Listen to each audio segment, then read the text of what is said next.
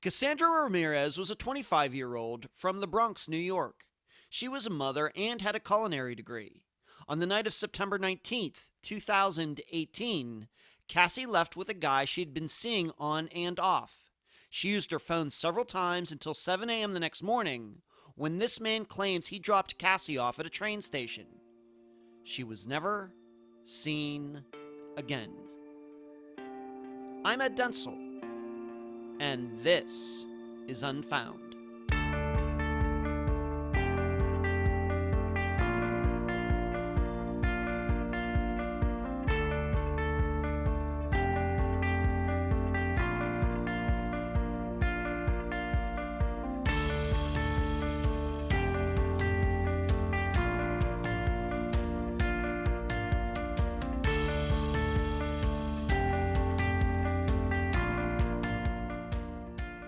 Life is going to rough you up.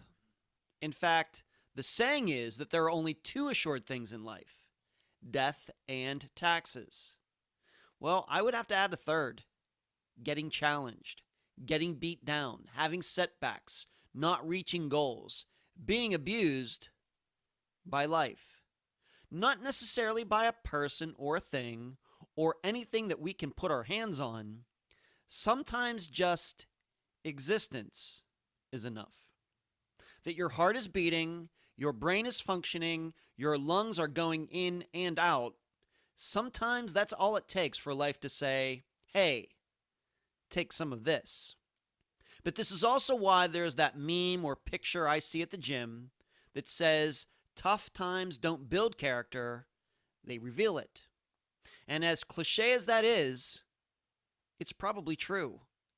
If you have the strength, you'll still succeed despite the odds. And if you don't, probably not. Well, in the disappearance of Kassandra Ramirez, she had seen her share of the rough part of life. Some of it by her own making, some of it not. And she was in the process of putting the bad times behind her. Then Cassie disappeared. And we must figure out what happened during her rise to overcome. And now a summary of the case. It is on NAMUS, but not on the Charlie Project. Cassie Ramirez fought through a lot during the first 25 years of her life. She had a son who died 12 days after birth. Her father also passed away. Cassie fought addictions to both marijuana and cocaine. At one point, she was even homeless, living in the basement of where she worked. But Cassie managed to turn it all around. She went back to school and got her culinary degree. Cassie had another son. This little guy was perfectly healthy. And she rebonded with her mother after a period in which the two didn't speak to each other. So, on the night of September 19th, 2018, Cassie got picked up by John O'Brien, a man she'd dated at one time. It's unclear what their plans were or where they were going. However, a witness claims John and Cassie were also with the woman who was pregnant with John's child. The night progressed into the next morning, with Cassie texting and calling people. Everything seemed to be fine, with the last call being at 7 a.m. John claims he dropped Cassie off at a train station so she could get back to the Bronx because she had a job interview that morning. Cassie didn't make it to that appointment. She was never seen again. Due to both Cassie's prior struggles and connections to different men, many theories have swirled over the last 18 months. Of course, John O'Brien has been the focus of much of the speculation, and these questions about him and other topics continue to stump Cassie's family. Number 1, why did two people who called Cassie every day before she went missing stop doing so immediately after her disappearance? Number 2, why did the police not check any video at the train station where Cassie was allegedly dropped off? And number 3, what are we to make of a toll booth picture that shows John was by himself when it was believed Cassie and his girlfriend were with him? Cassie's family keeps up hope that she is still alive and are anxious to bring her home. The guest for this episode is Cassie's mother, Ingrid Ramirez.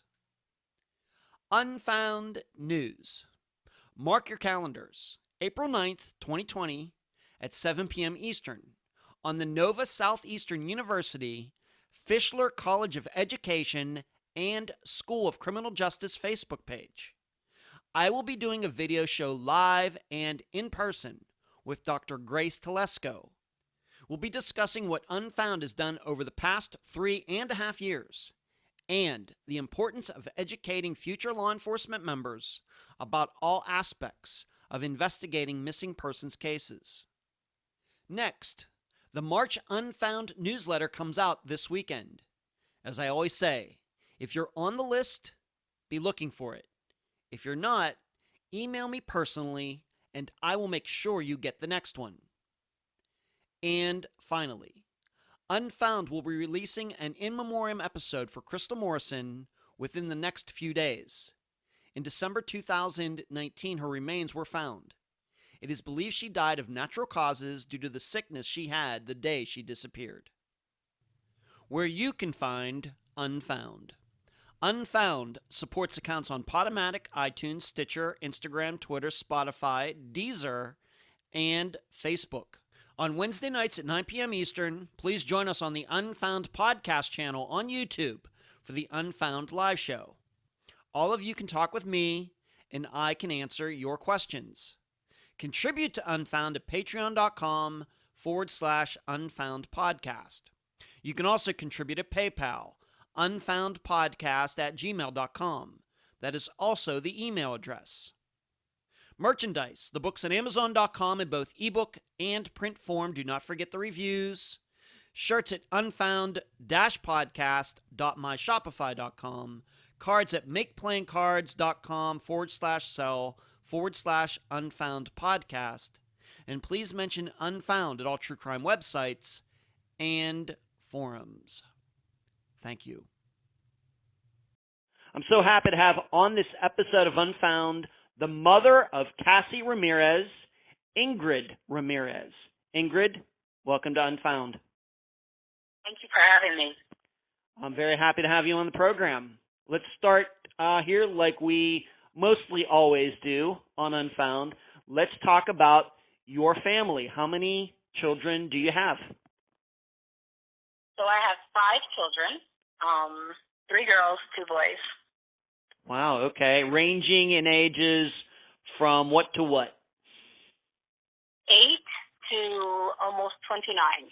Wow, 20 years apart you have children. Yes. Wow, okay. Funny enough, I know a little bit about that because I have a sister that's about 20 years older than I am, or over 20 years older than I am actually. So I know a little bit about that. Okay, and where does Kassie fall in that line? Kassandra is my second daughter. Second child, second daughter. Okay. And when they were all together, how they all get along? Maybe the 20 and the 29-year-old and the 8-year-old maybe don't run into each other much. I don't know, but your other children, how they all get along? What was the family dynamic there? Actually, to be honest, they all get along very well. The younger, Rihanna, the 8-year-old, she is everyone's princess. I bet. She, aside from being the princess, though, she's very dominant, and so she makes herself known, even though there's a huge difference in age. Mm-hmm. Karina and Kassandra are both from my first marriage, so to speak, mm-hmm. and their father passed away when they were relatively young. Oh no. Yeah, so they both know that kind of loss. Yeah. I remarried and had 2 boys, and things didn't work out between he and I, and so we went our separate ways. And after being married for 14 years, I got into unconventional relationship with Brianna's father. Yeah. And she was the blessing and prayer that was answered for both of us. Wow. Okay. All right, so 29 years old, the whole way down to 8 years old, but Kassandra, also known as Kassie, it was your second in line. Yes. Okay, yes. great. Okay, interesting. Sounds a little bit, once again, like my biological family. Okay. Being that this episode is about Kassandra's disappearance, let's talk about her. What are some of the qualities that you think that people should know about Kassandra, her interests, her hobbies? What was she into maybe in school, things like that? Well, Kassandra was very eclectic.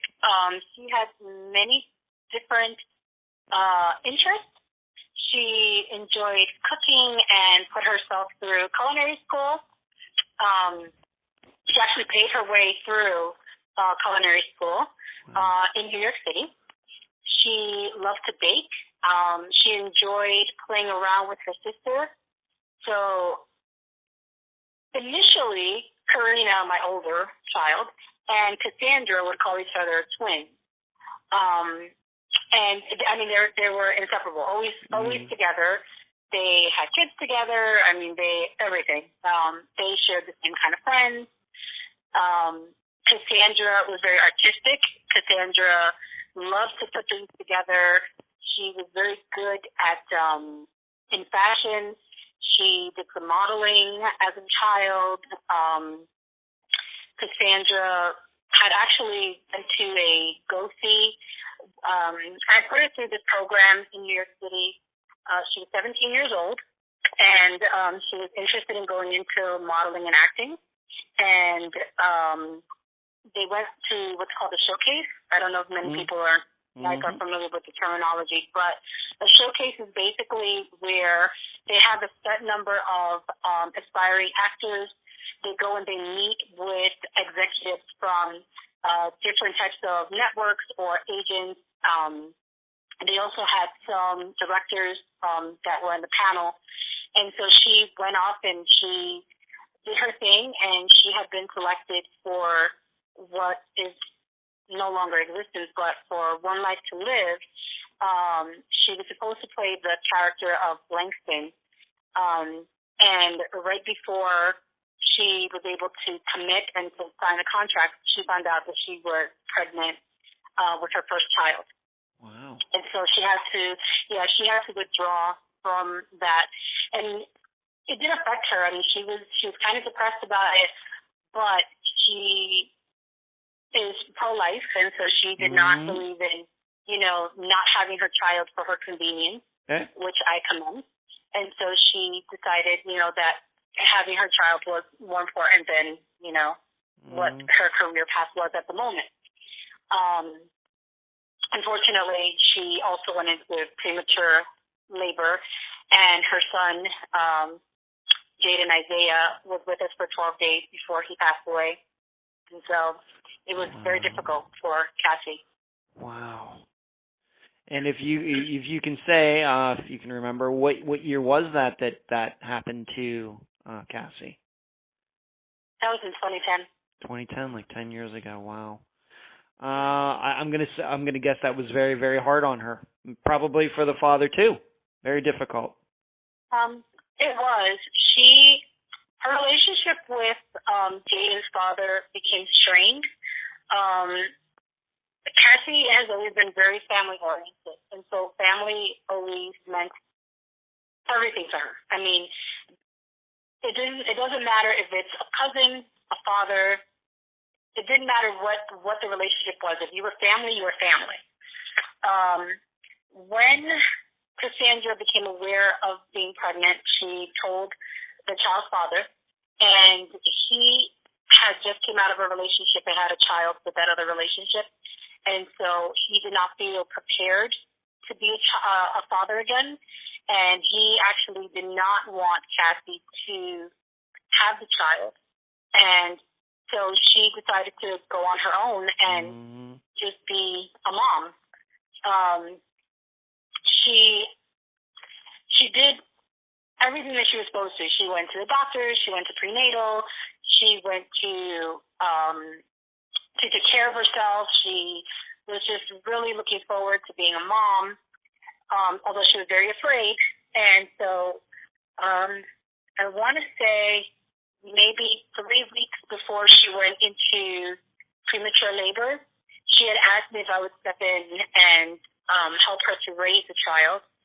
And I told her that I would. And so she said, well, when I say raise the child and help me, I kind of mean for you to take him and be mom to him. And when he's older, he can know that I'm his biological mom, but I want him to see you as his mom. She went to a prenatal appointment, and everything was great. She came home, and there was an altercation in the building. The building we lived in New York City was dangerous. I mean, a lot of things happened in that building. That building has seen many issues of assault. Women were never safe in that building. There was actually an incident in that building. I just had surgery from an accident that I had been in. And my two daughters were downstairs with some of their friends. They see this woman flying off where my balcony was, and they actually thought it was me. But I was in bed. I was on my medication. And the police came and broke down my door, and they found me sleeping in bed. And I was like, what's going on? And they said, did you hear anything? Was anybody in your apartment? Are you by yourself? And I said, I've been by myself. My kids are outside playing. And they said, well, someone was just killed right above your balcony. And so that's the type of building I lived in. It was very, very dangerous. Kassandra had been injured the same day that she went to the sonogram. She came back home, and she was worried, but everything seemed to be okay. 2 weeks later, she started to have pain and started bleeding. She called a doctor, and the doctor told her to come into the emergency room. And it was like all hell broke loose in the hospital. The room got filled with so many medical personnel. And I was told that if I didn't sign for her to have an emergency cesarean, that both her and the baby would not make it. So they did a crash C-section, and he ended up being with us for 12 amazing days. Okay. Wow. Wow. That was 10 years ago. Yes. Wow. He was born on November 16th, and he passed away November 28th. Now, I do know that she ended up having at least a child that I believe is still with him, maybe even more than that. I want to get into that in a second, but I do want to talk about maybe her education a little bit. You said that she went to culinary school. When was this? And you said she financed it herself. Yes. She graduated in 2017, in July of 2017. And then Cassie just loved to read. And so anything that she found that was interesting to her, she would get books and she would, research and analyze. And I mean, this is a girl who was reading by the time she was 3. By the time she was in kindergarten, she was helping other kindergartners to learn their ABCs and to learn how to put words together or letters together to make words. Always she's very intelligent, very bright, very spunky, very outgoing, and her whole philosophy on life was to always learn things. Did that surprise you though? Did that surprise you that she went into culinary school? No, not at all. It was a passion for her. Like I said, she's very creative and likes to put things together, and she loves to make meals at home. And she would say that it was such a satisfaction just to watch everyone enjoy. Sometimes she would spend hours in the kitchen, and she would barely even eat because her joy came from watching everyone else eat and watching everyone else enjoy what she painstakingly made for everyone. Actually, both of my daughters, they like to cook, and they like that whole together sense and community sense. And so that, it didn't surprise me at all. Okay. And so she goes to culinary school. Is that like a 2-year program or 1 year, or what is that? I believe it was a 1-year program. Okay. And it was at a pretty big deal school in New York. I don't remember the name of it, to be honest, because when she enrolled, she actually didn't even tell me she had enrolled. She did that all on her own. And I came to find out accidentally. She had posted some pictures, and she was wearing like the chef's outfit, and I was like, no, you did it. Yeah, I mean, I couldn't believe her, and she was like, Mom, like, yeah, I really did this. And you know, when she actually enrolled, she was going through some transitions in her life, and so at first I didn't take her serious, but then she would call me and she would tell me about like different menus that she was making, or she would ask for my opinion on if her teacher had wanted her to do like an entree and some kind of dessert afterwards, or what wine would go best with what kind of dish. She would call me and ask me for advice, and the way she would speak, you know, you can hear through just her voice and how excited she was about doing this, and she needed for everything to be perfected. If it wasn't perfect, she wasn't happy, she'd scrap it and start all over again. And so I knew that this was something that really lighted up her passion, and you know, she was able to direct a lot of energy towards making sure that her meals were just perfect. Okay. All right, let's move back to the children. Now, eventually, though, after, unfortunately, she had her son die after 12 days, she did end up having children that, once again, I believe who are alive to this day, and we're doing this interview on February 23rd, 2020. How many children did Cassie end up having, and when did that happen? So she had Ethan right after. Ethan was born in 2012, and he was healthy, although a couple of weeks early, but not too bad. He was 35 weeks gestation, and healthy, cute little boy. I mean, oh my God, he has the cutest dimples.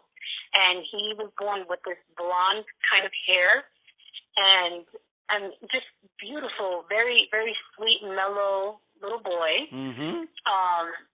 And he was her world. I mean, so all right. So let me back up a little bit with Ethan. When Cassie had the encounter with Jaden's father, and he did not want to have anything to do with Ethan, with Jaden, or her pregnancy, or with her, she got together with Ethan's father, and they had been friends previously, but they had not really had, they had not established a relationship.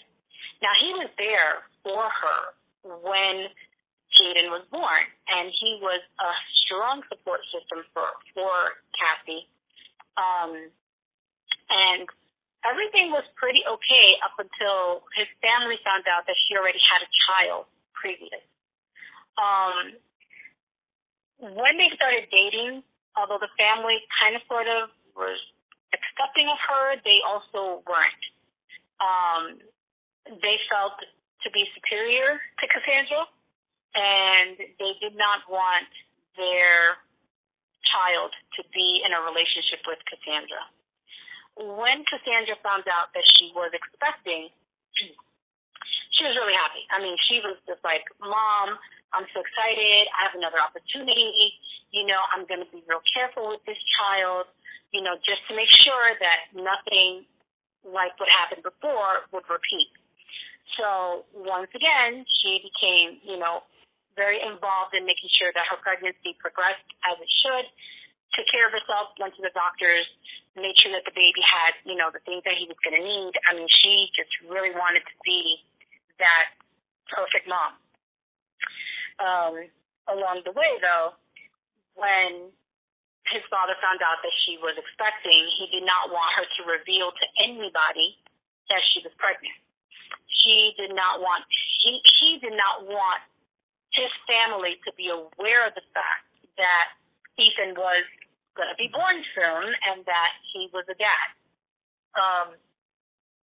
He broke up with her when she had mentioned to a family member of his that she was pregnant. His family had chosen to, from what both had told me, that he was going to be, how do you call when, I forgot the name, when they don't want you to be part of the family anymore? Estranged. Right. They really put a stop to him really being with Kassandra, and they made it very difficult.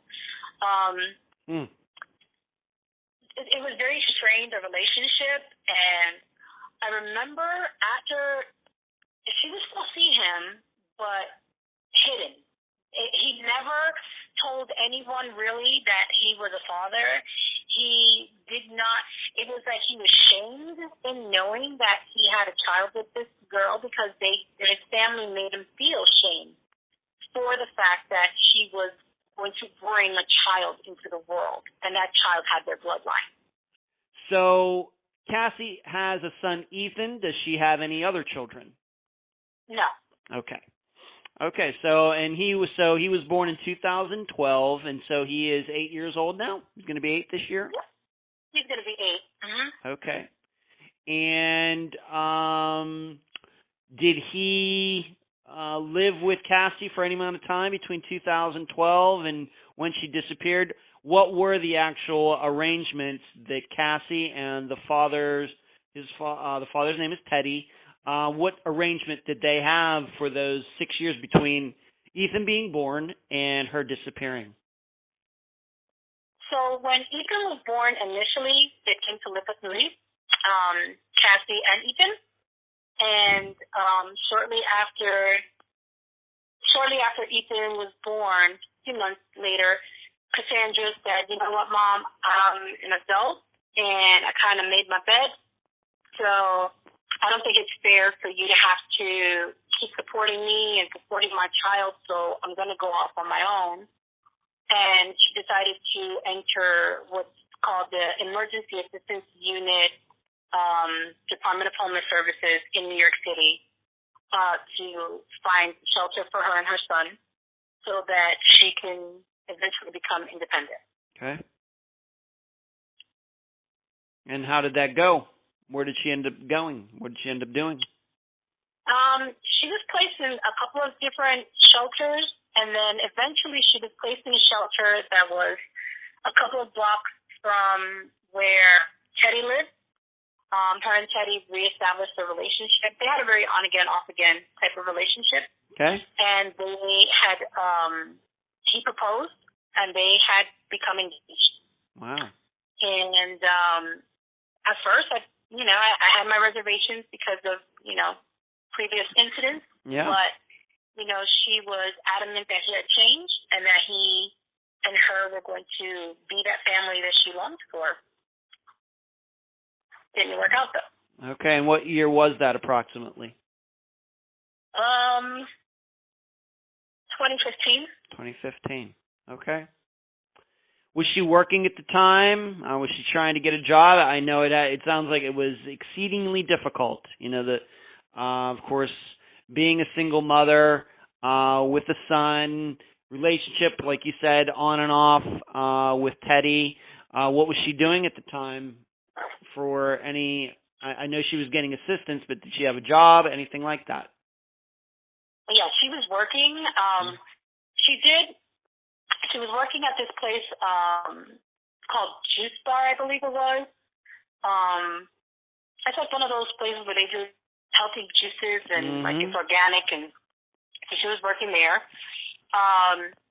She did different, odd jobs, but it was very difficult because even though she was engaged to Teddy, she was pretty much on her own because he had his own thing going on. And so she did have Ethan for a little bit in childcare. And then when the relationship between her and Teddy became strained, her depression kicked in, and she wasn't really able to handle too much, and pride got in the way. And so it was very difficult for her to reach out to me to ask for help. Yeah. Okay. And the people should know that you do not live in the New York City area anymore. We're not going to reveal, actually, I don't think it's anybody's business where you live now, but you were living, though, in the city at this time? Yeah, I was living in the city up until September of 2015. Okay. All right. So you were seeing her go through all these things. seeing these difficulties, but she was trying to make it on her own, and this was what was going on.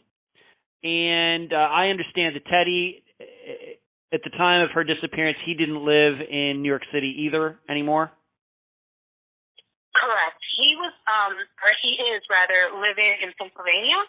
Okay. But his mother does still live in New York City, and Ethan is currently living with his mother.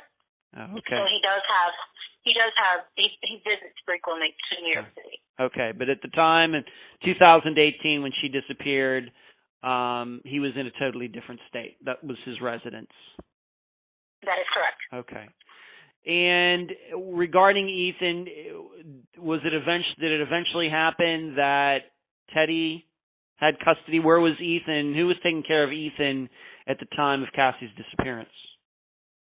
At the time of his disappearance, he was with Teddy's mom, his grandma. Okay.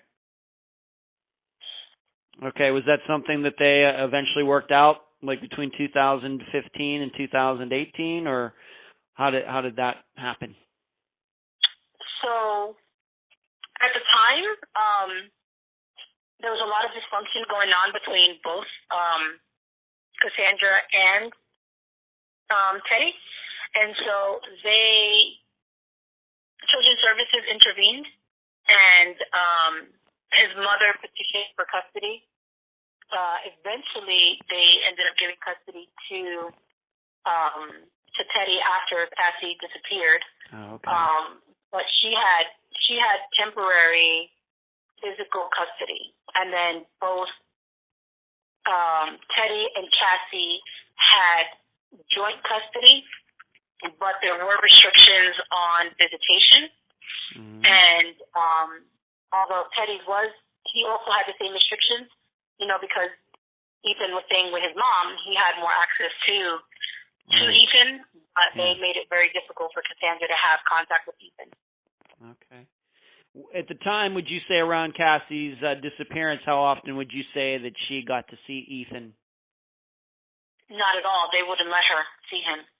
Cassie in 2017 had been assaulted, and she was stabbed. Yeah, we're going to talk about that. Yes. Right, and it's because of that incident. Teddy's mom made the decision that she did not want Cassie to have contact with Ethan because she feared for Ethan's safety. Okay. Well, let's move right into that. Being that you brought it up and we were going to talk about it anyway, because I think it's important. Let's talk about that stabbing. When exactly did it happen, and why did it happen? It happened in July 21st of 2017. I don't know entirely all the specifics. I know that I got a phone call at night telling me that they wanted to confirm if I was Kassandra's mother. I said yes, and I had recognized the number being from Lincoln Hospital in the Bronx, and I was told that it was a nurse calling to tell me that Kassandra possibly needed surgery. When I asked what surgery, they said your daughter was stabbed. And, my world went blank. I couldn't, I didn't understand what was going on. I spoke with an officer, and he told me that she was stabbed about 5 times. It turned out she was stabbed 8 times. She was hit with a pipe in her head. She had lost a substantial amount of blood. It was in the Bronx when it happened. When I asked her what happened, she said that she had spent the entire day waiting for Teddy to come home. He had told her, from what she said, that he had told her to come to the house to meet up with her, and that she had spent the entire day with his grandparents. And in the evening time, he was upset. She was upset. Apparently, he had been with this other female, which is the same female that caused for them to no longer be engaged. And an altercation occurred between the two of them. Who was the aggressor or not, I don't know, because I was not there.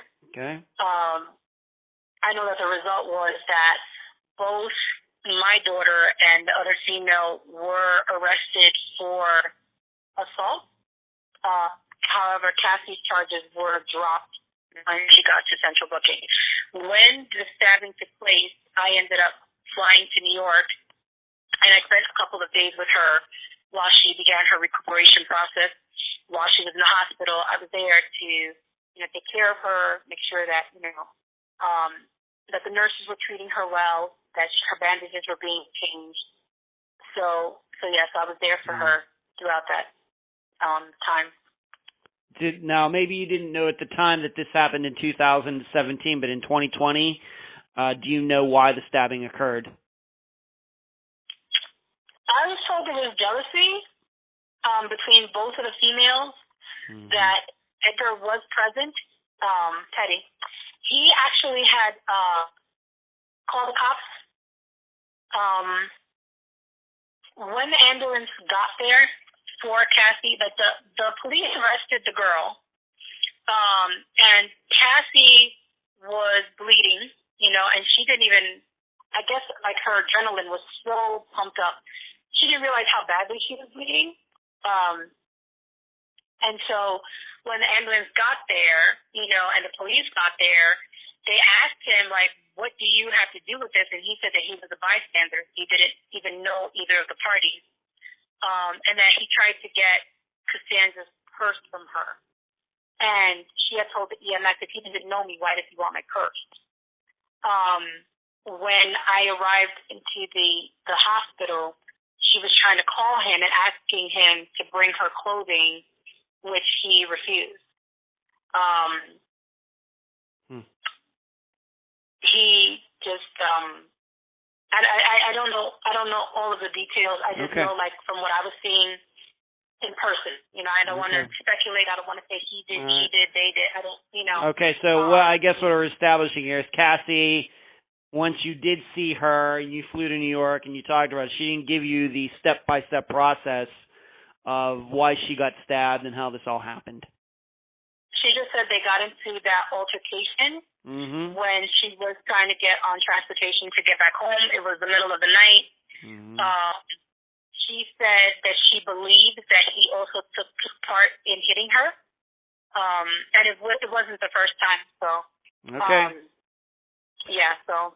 Okay, but we should also establish this woman who stabbed Cassie, did she spend any time in jail? I don't know how long she was in jail. I know that she was in jail for a little bit. And she went through, like, the arraignment process. But at some point, charges were dropped, and so I don't know who did what. I don't know if this was a decision that was made by the DA's office. I don't know exactly what happened, but I do know that she didn't, like, do time for this. I do know that she ended up being stepmother to my grandson.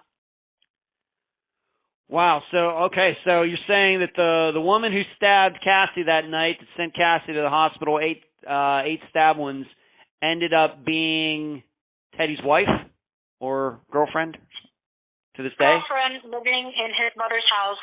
The same woman that said that she was afraid that Cassie would endanger Ethan. Yeah, that's what I'm saying. Are Teddy and this woman together today?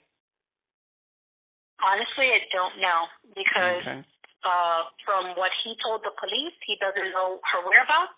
Or at least that's what the police told me, that they still have not been able to find her to question her. But I really wouldn't know. All right, I guess what I'm asking is, you said that she is the stepmother to Ethan, and that is today in 2020. That was true as far back as at least 2019. As far as 2020, I don't know. This year. Okay, wow. Okay, and we should also establish that Cassie did not stab her. She didn't have any, this other woman didn't have any stab wounds. Only Cassie was the one who got stabbed? Correct. Okay. All right. Okay, that sounds very dangerous. Let's move on to this, and this also has to deal, I guess, with what you could call Cassie's social life. And like I said, we talk about these things because we just don't know at this point what could have led to her disappearance. But to your knowledge, what you know about your daughter, Was she ever into any drugs? Have any addictions? Yes, she did. Okay, well, let's just talk about. We'll just touch on this. What, you know, how did that happen, and what was she addicted to? Do you believe? So Kassandra had started experimenting, with marijuana, and her greatest supplier was her baby father. And eventually she moved on from marijuana to cocaine, and she also did Molly and ecstasy. Wow. Okay. Do you believe she was doing these things around the time that she disappeared? I know you said she went to school and she graduated.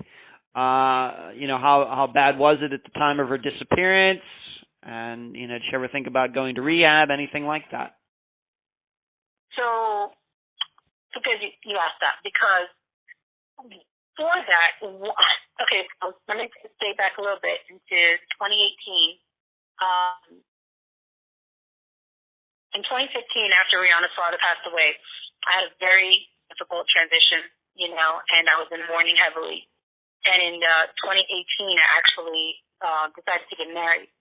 Mm-hmm. And Kassandra had noticed the difference, and she had wanted very much to be a part of my life and a part of her sister's life. She and I had been estranged for a little bit because of the drugs. Mm-hmm. And so it was, we had to reestablish ourselves as adults, and we had to reestablish ourselves and set boundaries for one another. And in me setting boundaries, I always let her know that I was always praying for her, and that she needed to make some changes. So she had called me, and I was visiting my husband in the Dominican Republic, and I told her, I said, "What's going on? Are you okay?" She said, "Mom, I'm really glad that you answered the phone." And I said, "Why? What's going on? It's the middle of the night. Why are you even up?" And she said, "Well, Mom, I just got out of work, but I'm feeling so down and so depressed that had you not answered the phone, I probably would have walked in front of a bus." And I was like, I said, "Baby girl," I said, why would you feel this way? Like you have so much going for you." And she said, "I'm not there yet." She said, "Every time I feel like I'm getting to a good place, something will happen, and it's so devastating." And so the incident that had occurred was that Teddy had told her, "I'm going to have Ethan, and we're going to go get a haircut, and this is the place where we're going to get a haircut. So if you happen to walk by, it's not like I'm taking him to you, but if you just happen to be there, then you can see him." And when Ethan saw her, he looked at her very puzzled, according to her description, and he said, "Is that my mommy? That looks like my mommy. Is that her?" And that really broke her inside. It really affected her. Yes. Because she said, like all of her efforts to get better and to not be on drugs and to not be dependent on anyone, they had taken her away from her son, and her son was what got her motivated. She lived very close to where he was because the school he went to is a Catholic school within walking distance of where Teddy lived. And so she would watch him as he would go to school, but she wouldn't impose herself on him because she wanted to come back into his life healed, whole, complete, and she wanted to fight for him. She wanted him back. And she knew the only way she was going to be able to do that was if she got herself together. She knew there was no way she was going to be able to fight for Ethan and to be able to be in his life if she was going to continue the lifestyle she was living. Mm-hmm. So she made the decision to not continue to be on drugs. And I don't think she was 100% successful with it, but I don't believe that she was so engrossed in it, because she would call me every night. She would touch base with me. If she was getting tempted to drink alcohol or to use drugs, she would call me, and we would be on the phone sometimes until 6 o'clock in the morning, until she felt well enough that she could just go to sleep. And so towards the end, before her disappearance, I can say that I don't believe that she was 100% into drugs. I don't believe she was completely away from them, but I don't believe that she was so engrossed in them that she couldn't live without them. Does that make sense? Yeah, and we also have to remember that she did go to school for a year, so that takes a certain amount of maturity and discipline and everything, which is usually the opposite of doing drugs. So, she's commended to that. So it does sound like she was trying to kick it, but we also know that addicts, sometimes they relapse. That doesn't mean they relapse for the rest of their lives, but sometimes they do. Absolutely. Yeah. I can tell you that before Cassie disappeared, she had spent the day with Rihanna, my 8-year-old. She was 6 at the time. And I trusted her to have Rihanna with her. And she went shopping with her, took her to eat. They got their hair and nails done. She had some money in the bank. That's not the characteristics of a person who is, so engrossed in drugs that they can't function, Right. I agree with you.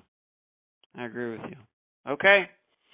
Let's also talk about this, and this is something, once again, we're talking, about a disappearance here, so we have to look at some of these things. This is not to point out in any way we're not making any judgments here, but we also have to realize that we don't know what happened to Cassie, so we have to look at any situations that maybe she could have put herself into that could be dangerous.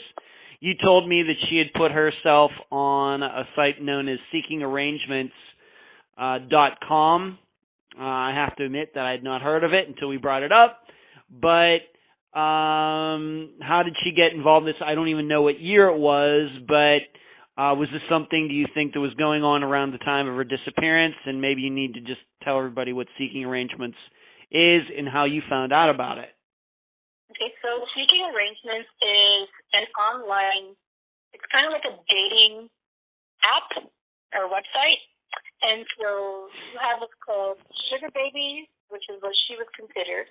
Or you have like sugar daddy, sugar mommies, which are wealthy or affluent individuals who either they don't have time to go looking for a girlfriend and maybe they want to have a date for a specific event, or it could be something as, a married man who's not being or doesn't feel that he's getting attention from his wife and just is seeking attention. Many times, it's with the understanding that you're going to go and spend time with this individual, and that person will pay you for your time, but not for services. The website is very clear that they're not a prostitution thing. It's not an escort service, although I know that there are many people that do use it as such.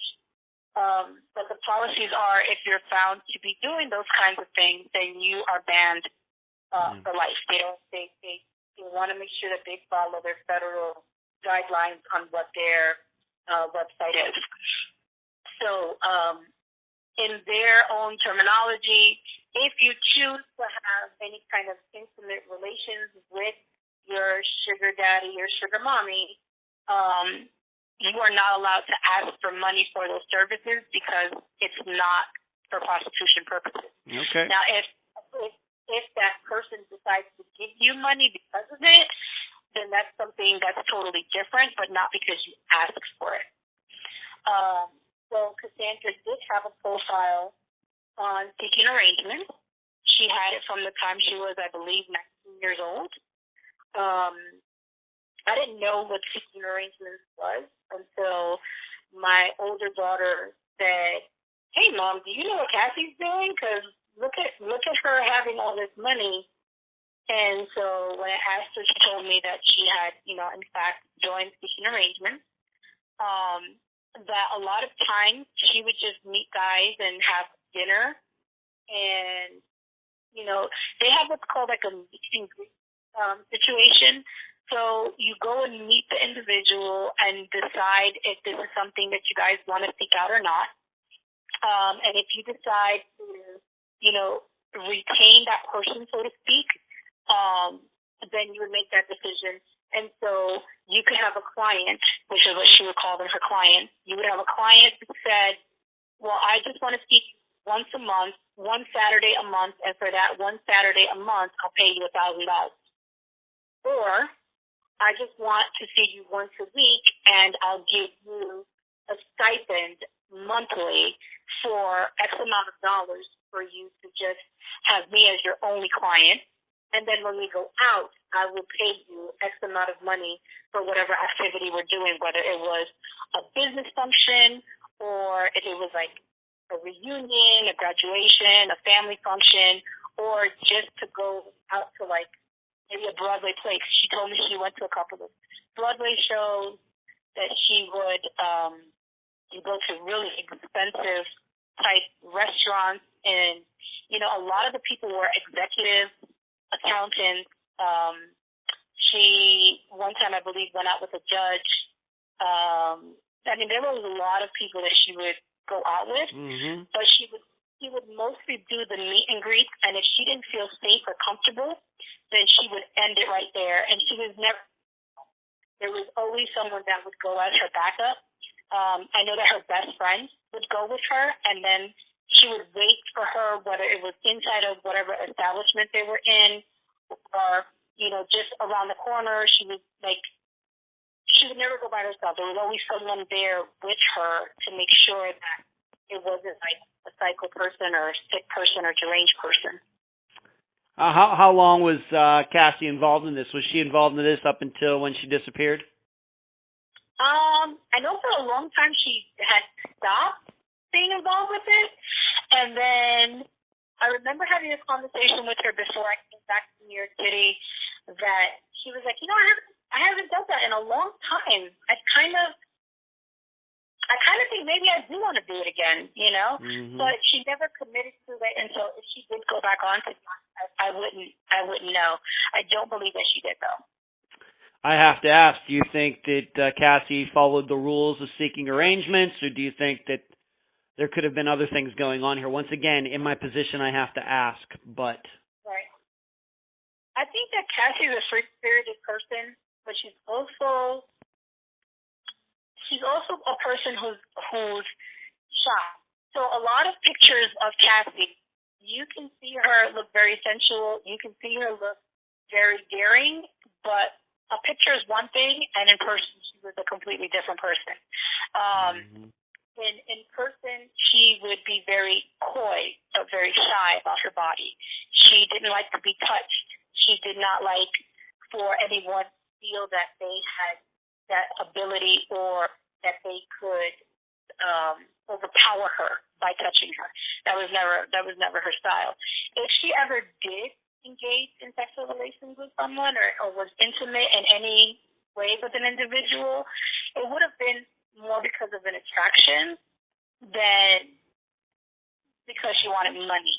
At least not when she was doing seeking arrangements. Now, if she was forced, that's a whole different story. Right. We're not talking about being forced. We're talking about adults choosing to do these things. Right. No, I don't believe that she would sell her body off because she loved her body. She took care of it. She was very zealous of, you know, how she looked, how she represented herself, how she carried herself. She was very vain. Very, very vain. Okay, because this will come up later. Okay, so we get an idea of her social life. She's going to school. Maybe has some addictions that are off again, on again. It seems like Teddy's family don't like her very much, restricting her seeing Ethan. We of course know then also that she got stabbed by this woman who was in a relationship with Teddy, and maybe she spent at least a little time in jail, maybe not as much as she should have. So all these things are going on. We also know that Cassie went to school and got her degree there as well. Now let's talk about a guy who's going to be mentioned prominently, I think, eventually. But just in general, who is John O'Brien? John O'Brien is an older gentleman that she met. I want to say it was the end of 2015. She met him through what they classify themselves as the 52 crew, which is, it's not a gang or anything. It's just a group of kids that live in the same area around this a park that was in the school, and I believe it was like PS 52 or something like that. And so they would call themselves the 52 crew, and they were all skateboarders. So one of them introduced Cassie to John O'Brien, and John O'Brien became instantly enamored with her. Okay, and so what year do you think this happened? How long did they know each other before she disappeared? Just roughly. I believe they met in 2015. Around that same time, around Christmas time, I was having a conversation with her, and she introduced to me over the phone. Okay. And would you say that they were an item? Of course, we know about Teddy, and they got engaged at one time, but that didn't work out. Would you call John O'Brien a boyfriend of Cassie's or not? I want to say that their relationship was very blurred, but I believe that he believed that they were in a relationship. Okay. And he did have a nickname. What is his nickname? Kilo. Kilo. Kilo? Yes. Okay. All right. Did you ever, how many times did you say, of course we have to remember that at the time of Cassie's disappearance, she did not live in New York City anymore. How many times did you meet John? I met him when Cassie was stabbed. They had already broken up around the time she was stabbed. And he found out about the stabbing through Karina, and he showed up at the house when I was there. Okay. What'd you think of him? Barring everything else that we're going to talk about him later, but at that time when you first met him, what did you think of him? Well, when I first spoke to him over the phone, I was very cautious. When I met him in person, I was floored. He was a lot older than I thought he was. He's actually closer to my age. And he was very paranoid. He brought drugs with him into the household. Wow. And he made a comment that just left me cold. He said, Kassandra's very lucky to even be alive. And I thought he was talking about the stabbing. But what he ended up saying afterwards, he was like, I could have had her killed so many times. I've had people watching her. Is that what he told you? Yes, that is what he told me. And I told Kassie, what the hell is this man doing here? And why would he think it's okay for him to even say something like that to me? Did he not realize that I'm your husband? And she just told me to be quiet and to just let it slide, that she would be with him, that he was apparently taking some substances, and that when he was acting like that, he could be irrational and erratic and unpredictable, so it's best to just not say anything. And because of that, even though he said that, Cassie continued to hang around him? No, he kept coming to the house. Kassandra was very annoyed and visibly agitated that he came to the house. And of course, he's very engaged. He got her a television set, he got her stuff, and she was like, well, how did you do this? Like, I was sitting in the bed with her. She was like, I didn't ask you for any of this. And he's like, yeah, but I know you're going to need it, And she was like, well, I appreciate that you got it, but I didn't ask you for it. And I don't know what you're going to ask in return for it. And he was like, come on, Cassie, don't you know? You're my girl. I love you. And she was like, oh, here we go again. And he brought like a gym bag with him. And in the gym bag, he had like extra clothing. He had drugs. He had money. And he was just a character. Okay. All right. We're going to talk about him a lot later. Okay. Of course. So just a shady character. Somehow they ran into each other. He takes a liking to her. He's buying her things, and it seems they had maybe a relationship at one time. And like I said, we'll talk about him later. Next thing we need to talk about, and this happened the year that she disappeared, 2018, was Cassie raped, and we're not going to use the rapist's name, but what happened? So around that time, the apartment that Kassandra was living in belonged to my daughter, my older daughter, and she had just moved to Pennsylvania, and so that apartment, that living arrangement was no longer an option for Kassandra. They did have a falling out before Karina moved to Pennsylvania, and so Kassandra had taken her belongings and left, and she at that point began to house hop. There was a time where she was homeless, and she called me telling me that she was living in a basement in one of her jobs. Wow. And I told her that I would help her and that I wanted her to come to me where I was, and she said that she didn't want to impose and that she didn't want to be far away from her son, that she's come too close to getting her life where she needs to be in order for her to at least be able to see her son, that she was not going to chance it by moving out of state. When Karina found out what Cassie's situation was, she also tried to get her to come to Pennsylvania because at least in Pennsylvania it was a lot closer than I was. And Kassandra said that she would not be able to because she wouldn't be able to commute back and forth for her job. So she went to go stay with some friends. She left that friend's house and went to go stay with some childhood friends that she had. Remember the building I mentioned that was like really, really dangerous? Yeah. So on that floor, there was a family. It was 2 boys and a girl, and my kids were very close to them, and they had a very dysfunctional life as well. And so they would come to my house to eat, to feel safe. They would come to my house when things in their home wasn't safe for them. And so, I mean, they really grew up like an extended family. When Cassie needed a place, the sister said, I have a place. You can stay here with me for a little bit, at least until you get a couple of paychecks and you can get your own place. And she was grateful. She was just so happy she had a place to live. And that lasted for a couple of weeks. And she called me and she said, Mom, I have a situation. And she was crying and she was upset. And I said, baby, what's going on?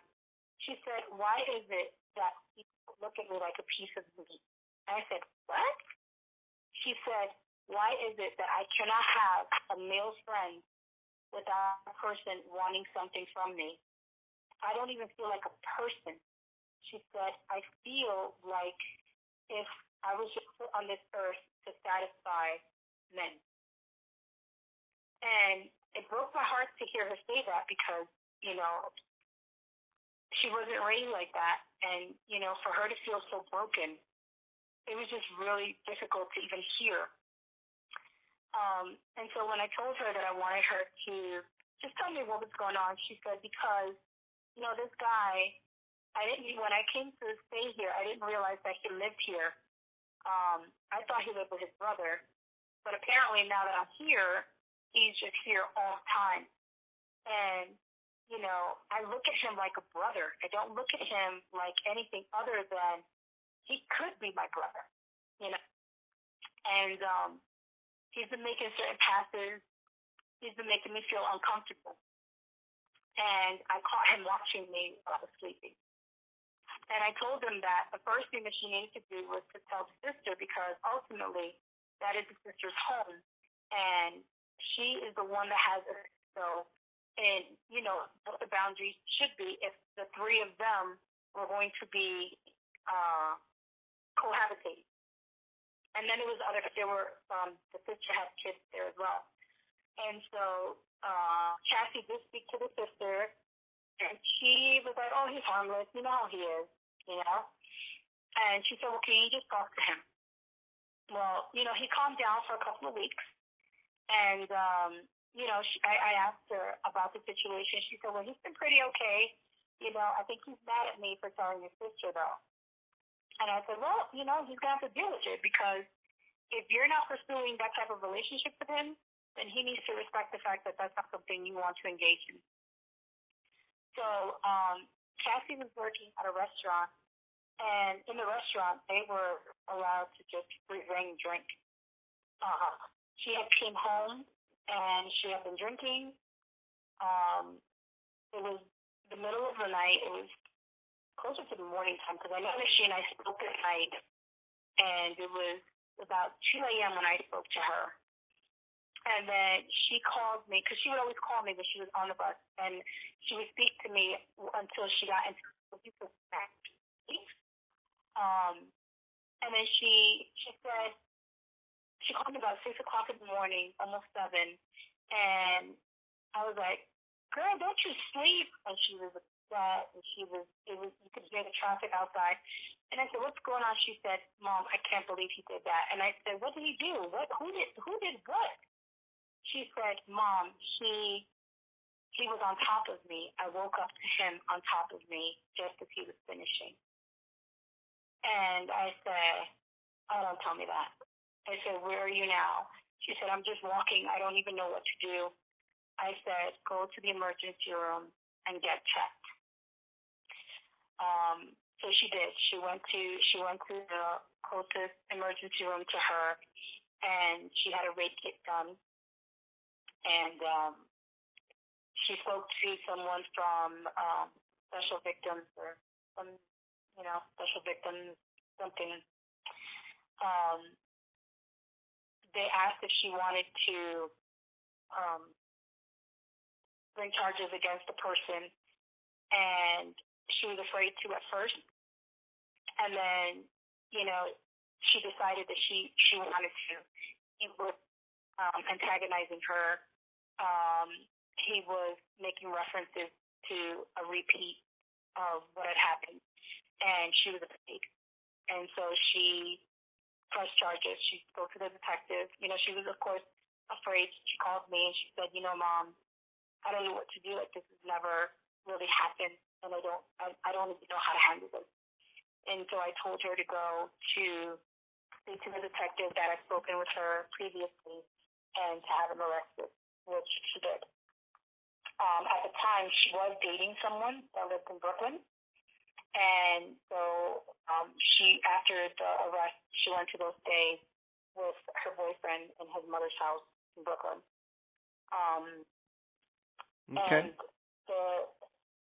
she found out later on that he had taken photographs and some video of the attack. And she actually found out because, again, where her first son's father lived, and he recognized Cassie has she has a birthmark that looks like, I used to say her all the time, it looked like the island of Puerto Rico on her abdomen. And he saw it. He recognized it. Wow. Who saw this? Sure. Who saw this again? Okay, you're going a little out in and out there, Ingrid. Oh, but sorry. all right, let me make sure you put your mouth right up to the phone. Let me ask you that again. 3, 2, 1. Who saw these pictures of Cassie from the rape? Jaden's father. He recognized her because of the birthmark that she had in her abdomen. Okay. That looked like Puerto Rico. And so he called Cassie and he said, listen, I just want you to know that this person was showing pictures of videos of this encounter with you. And I know that you can tell that you were not even participating. And where were these where were these pictures posted? I don't know that they were specifically posted. He showed them from his phone. They were together. They were all hanging out. Okay. You know, the guys from All right. the building Okay. I just want to make that clear about that. So this guy who raped Cassie was actually showing other guys pictures of her on his phone. Correct. Wow. And did she eventually have to go to court, give a deposition? When did that all happen? Yes, she did. All of that took place in September, the week before she disappeared. A week before she disappeared, she had to go, I guess it would be under oath, to make a statement that I guess would eventually lead to a trial of this guy that raped her. Correct. She went to the grand jury, Mm-hmm. and he was indicted on 7 of 8 felony charges. Okay. And at any that time, was on the 10th of September. okay, and at any time before that, or even after that, did she ever tell you about being threatened by anybody to keep her mouth shut? She was threatened by his sister. Okay. All right. And his sister had actually posted a lot of really derogatory things. Okay. After Cassie went missing. Okay. And so she gives this deposition. I guess that's what we're not legal experts here, but that's what we're going to call it. And into a grand jury, so not an official trial, but to a grand jury. And then she goes missing not too long after that. Did this guy end up going to jail? He was already incarcerated at the time. From the time he got picked up, he couldn't get bail, and so he sat in jail until after the indictment. Okay. I guess what I'm saying is, did a trial happen? Was he found guilty of raping Cassie? The trial never took place because you have a right to face your accuser, and because she is missing, his attorney filed for the charges to be dismissed because she couldn't testify. Well, that's convenient. Okay. All right. I just wanted to make sure we were clear about that. So she makes her statement under oath to the grand jury. She disappears a week later, and then at some point after that, whether it's in 2018, 2019, his lawyer says that, we have a right, the victim has disappeared, and so, we can't go through with this trial. Correct. Okay. All right. Let's move on to this. This is something you told me, and this goes back to John O'Brien. Why don't you tell this story? I think this might be very indicative of the kind of relationship that Cassie had with John, that she was out with another guy, and John showed up. What happened? So the guy that she was dating, the one that lived in Brooklyn, had mentioned that they had went to beach in Brooklyn, and that at some point that John showed up, and that Cassie had told him to just go on ahead without her, that she was going to go meet up with John. See, one thing that I could say, Cassie's not going to lie. If Cassie's going to do something, she doesn't hide it. She doesn't conceal it. She doesn't pretend that it didn't happen. She will tell you, this is what I'm doing. You can either deal with it or not. You can accept it or not. It's your choice. I'm not going to force you to accept something. I'm not going to sugarcoat it. I'm not going to lie to you. And so Cassie had told him to just go because she was meeting up with John. He left. He was upset. He went home, and then Cassie showed up not too long after that.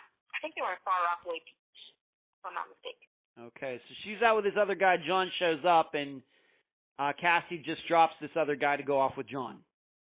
Correct. And you found this out from this other guy. Yep. He told you that. He told me he told John, and that's what she had told him. Okay. Did she at any time say, or Cassie ever tell you why this particular instance happened? Because I got to tell you, I mean, I've been single long enough to know and go on enough dates to know that that's pretty unusual, behavior. Did you ever get an explanation for that? I didn't even know that occurred until the boyfriend told me. Okay, and that was after she disappeared? Right. Okay, did he? And he was already living in his house at the time. Okay. Did he ever have an inkling of why that happened? No. He never said, I found out later Cassie told me that she did that because. No, not at all. Okay. All right.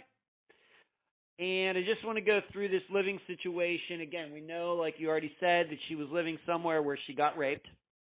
But after that rape happened, between that time and she disappeared, where was she living? She was in Brooklyn with the boyfriend. All right, so the boyfriend that, just the same, just so we're clear, and we don't want to use his name, but the same boyfriend that she was with when John showed up and she left with him. Hold on. Let me back up there a little bit. Okay. September, the same month that Cassie went missing, things were crazy. In September, she called me and told me she needed me to come up, that she was starting to unravel, and that going to the grand jury was extremely difficult for her. I bet. So, but she had also called me in the middle of an argument, an altercation that happened between her and the boyfriend. She had found some photographs of him descending to another girl, and she got upset and she was trying to leave his home. In the middle of the argument, the mom kind of intervened, grabbed Cassie by the hair, and Cassie got upset, and Cassie swung at the mom. Now, it was instinctual because I did speak to the mom after this. She said you can tell that Cassie felt like a trapped animal, that's how she was looking, and that's how she projected it. Mm-hmm. The boyfriend did not want her to leave, and so she called me and she said, Mom, I need you to call at least cops or something because he's not letting me leave the house. And I said, honey, I'm in the Dominican Republic. My phone won't even reach the United States. Let me just talk to him. So I did speak to him, and I said, listen, just let her go. Let her just, gather her bearings. When she's like this, you're not going to be able to call her. And laughing at her is just going to make things worse. And tell your mom to steer clear, because if Cassie feels that she is being put restricted, she's going to lash out. So just leave her alone. Just let her walk out of the house. He followed her to the subway station, and she told me, it's so pathetic. He's still here, like he's following me, and he's really not trying to let me be. And I said, well, now you're in a public place, so if you feel, anything happening, then I want you to just go up to the toll booth person or where you can buy MetroCard and let them know that you're feeling threatened so that he'll leave you alone. So what she did was she moved to Brooklyn and went to the Bronx and was staying with a family member, which is a place that she was known to be actually living. All right, what family member was this? It was, oh my God, it's so convoluted. Okay, so it was family, it's Rihanna's family, biological family, and it's one of Rihanna's cousins. My youngest daughter, my 8-year-old, yes. It was her cousin. But because they were all, Rihanna's father was in our lives for 10 years, and Rihanna's father's family essentially adopted my kids as their own. And so they all consider themselves family, so it would have been her cousin. All right, like a step cousin. Right. Okay, all right. So she was staying at a step cousin's. So she was living with this one group of people, and the guy raped her, but he never was never charged because she disappeared. And then she went back with her boyfriend, and things went bad there. Things went screwy there. And then she ended up being with a few people of your husband's family. Correct. Okay. All right. All right, just want to go, before we get in, we haven't even got to the day that she disappeared, the day into the next day. But I'm going to I have to ask you these things because we do cover these issues on the program, and we've covered a lot about Cassie right now. So I'm just going to ask you some of these questions point blank because I have to.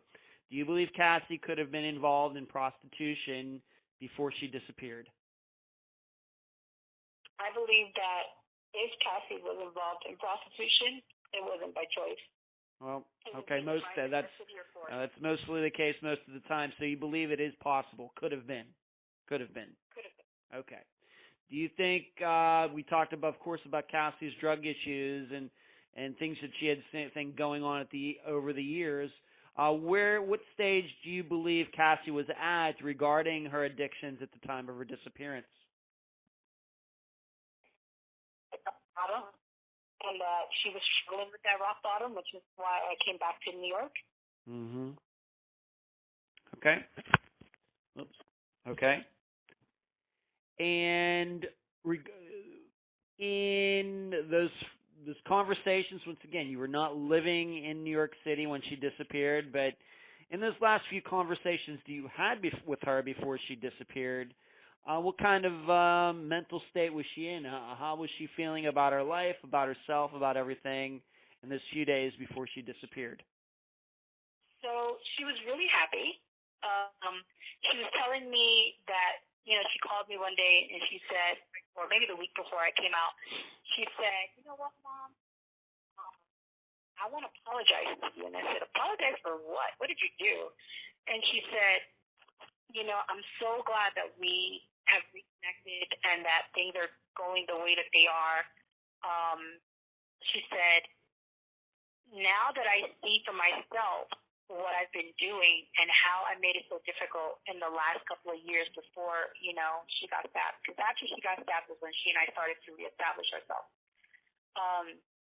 She said, I see everything that you said, and I feel, she said, I've been going through like my MySpace, I've been going through my Facebook, I've been going through my messages, and I just see how, the things you've been telling me, had I done those things, I wouldn't have ended up where I was. And, she was for clarity. She was looking for God. I'm a Christian, and I raised her in Christian faith. And so she was opening up to wanting to have a relationship with God, although she did have questions, and she felt that, maybe she was too far gone in her life. And I told her, I said, you're never too far gone for the love of God. And so there's nothing that you can do or have done that God won't forgive you for. You have to come to Him, And so she was telling me that she was excited, and, she was just like, I had told her, I said, listen, I'm going back to New York, and I will move back to New York City if you're going to move in with me. And she was like, you would do that for me? And I said, of course, you're my daughter. Like, why wouldn't I do that for you, and I know that you need that help. You need that support, and I'm willing to give it to you. You just need to do your part, and I'll do mine. And that was the agreement that she and I had. And so just the fact that I was willing to give her that chance, it made her feel hopeful, And I think that she, at one point, had kind of lost herself and lost hope. And when she saw that I was willing to trust her with her sister, it made a huge difference in her attitude, in her behavior. She was starting to reestablish sister again, because remember I said, they had been estranged. And so, for the first time in a very long time, the pieces of the family puzzle were coming back together, and that was giving her the motivation to look for better, look for not being on drugs, look for, continuing those relationships. And, she knew that she had messed up a great deal, but she also knew she was willing to put in the work so that she wouldn't be in her situation. And so I think that, right before, she was, of course, going through the motions, because even the DA told me that she was very conflicted to be raped, that she felt like, that she deserved it, that she wasn't good enough, and that she, that her self-esteem had really hit rock bottom. But then, through the love that God gives us, she was able to see that there's more to life, and that she had, her family that was willing to go to bat for her. So overall, you would say that she was in a pretty good frame of mind when you last talked to her? Okay. When I last saw her the week that she disappeared. Okay. You saw her. You were in New York then? Yes. Okay. Yes. Okay. So you were, but you had gone back to where you lived before she disappeared. No, I was spending the summer in the Dominican Republic with my husband. Okay. But I live in the Midwest. And so when she called me that she was upset after the grand jury, I got a plane ticket to come to New York to reestablish me in New York. And so I got there on the 14th. And she called me. I was in the airport. And she said, so, Mom, listen, so where are you? I said, I'm in the airport in New York. So I'll see you tomorrow. And she said, Mom, I didn't know you were going to be here this weekend, and I made plans. And she actually the weekend with Eddie in Pennsylvania. And she said, but I'll be there Sunday night, or at the latest, I'll see you Monday. I said, okay. So I'll see you on Monday. And she bought Rihanna some food at the airport, and she was like, here, Mom, I'm sending you some money so that you can make sure that my sister eats, you know. And she sent her money to eat and sent her money for snacks and everything. And then she said, I'm really bummed because I didn't know you were coming this weekend. I thought you'd be here next weekend. And I said, no, I'm here, you know. And so we saw each other that Monday. I had some errands to run, and she said, you know what, Mom, just let me stay with my little sister, you know, and I'll spend a day with her, and I'll bring her back to you. And so they spent the day together, and they had such a nice time. And I saw her that evening when she came to drop Rihanna off to me, and we had made plans for the weekend. That was my birthday, and you know, I remember when she was getting ready to leave, we were sitting outside in my friend's in her front yard. And she has a bench, and, you know, we were sitting there just talking and enjoying the day. She did have a conversation with the guy that assaulted her, his sister's boyfriend. And she had told him, can you just tell her to please stop posting all these things about me? She doesn't even know what happened, but she does know that her brother raped me. And it's not fair that she's speaking so negatively about me when she doesn't know the truth. And so I was there for that conversation. And, you know, she said, grew up with, and she knows what her brother's capable of, because apparently he's done it to other girls. And I didn't know about this, but she did, because it's happened in her house before. And so she had told me about, you know, we conversed about that for a little bit. And then she was like, well, it's getting late, you know. And then my best friend she talked to my best friend, and that's when we had made plans, because my best friend had planned to have me come out for Saturday, and she told Cassie, why don't you come with her?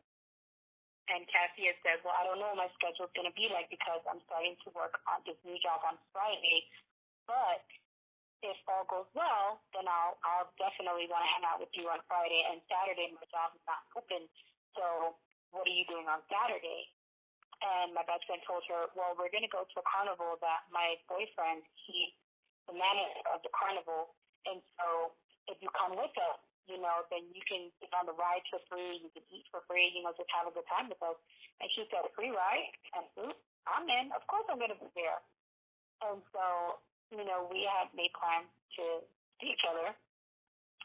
And I tried to contact her on that Wednesday. I found an apartment that was interested in getting. Now, she had wanted me to find an apartment in Brooklyn because she said that it was easier for her to travel back and forth from Brooklyn. And so I found this really, really cute place that, you know, I thought it might be a good one. I sent her a message, but I didn't hear back from her. And so the last time that I saw her was that Monday evening. And, you know, as she was leaving, I said, hey, baby girl. She's like, yes? I said, I love you. I love you so much. And I gave her a hug, and, you know, she hugged me back, and she hugged me back so tight.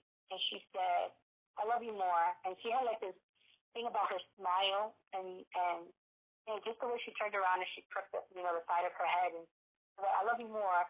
I was like, nah, you don't, but I'll see you this weekend, Mm-hmm. And it never came to pass. All right. So let's move up to that day of September 19th, 2018. What do you know about her movements that day? So that day, the 19th, was when I saw that apartment. Okay. And I had texted her, but she had not texted me back. And I said, oh, she's probably busy. And besides, because I knew that she was going to start this new job. I just didn't know what day, and I didn't want to, get her into any kind of trouble or anything. So I really didn't, I didn't worry too much. Honestly, I didn't worry at all because it was, since we were both in the same city, she was just a few blocks away from me, and she knew she can come to me if she needed me. She wasn't working overnights anymore, so we weren't talking overnight anymore. It didn't worry me. Okay. I guess maybe I should ask it this way. What did you find out about that night later? What did you find out about her movements for that night? Okay. So what I found out was that at approximately 11:50 p.m. on the 19th, she was with John O'Brien.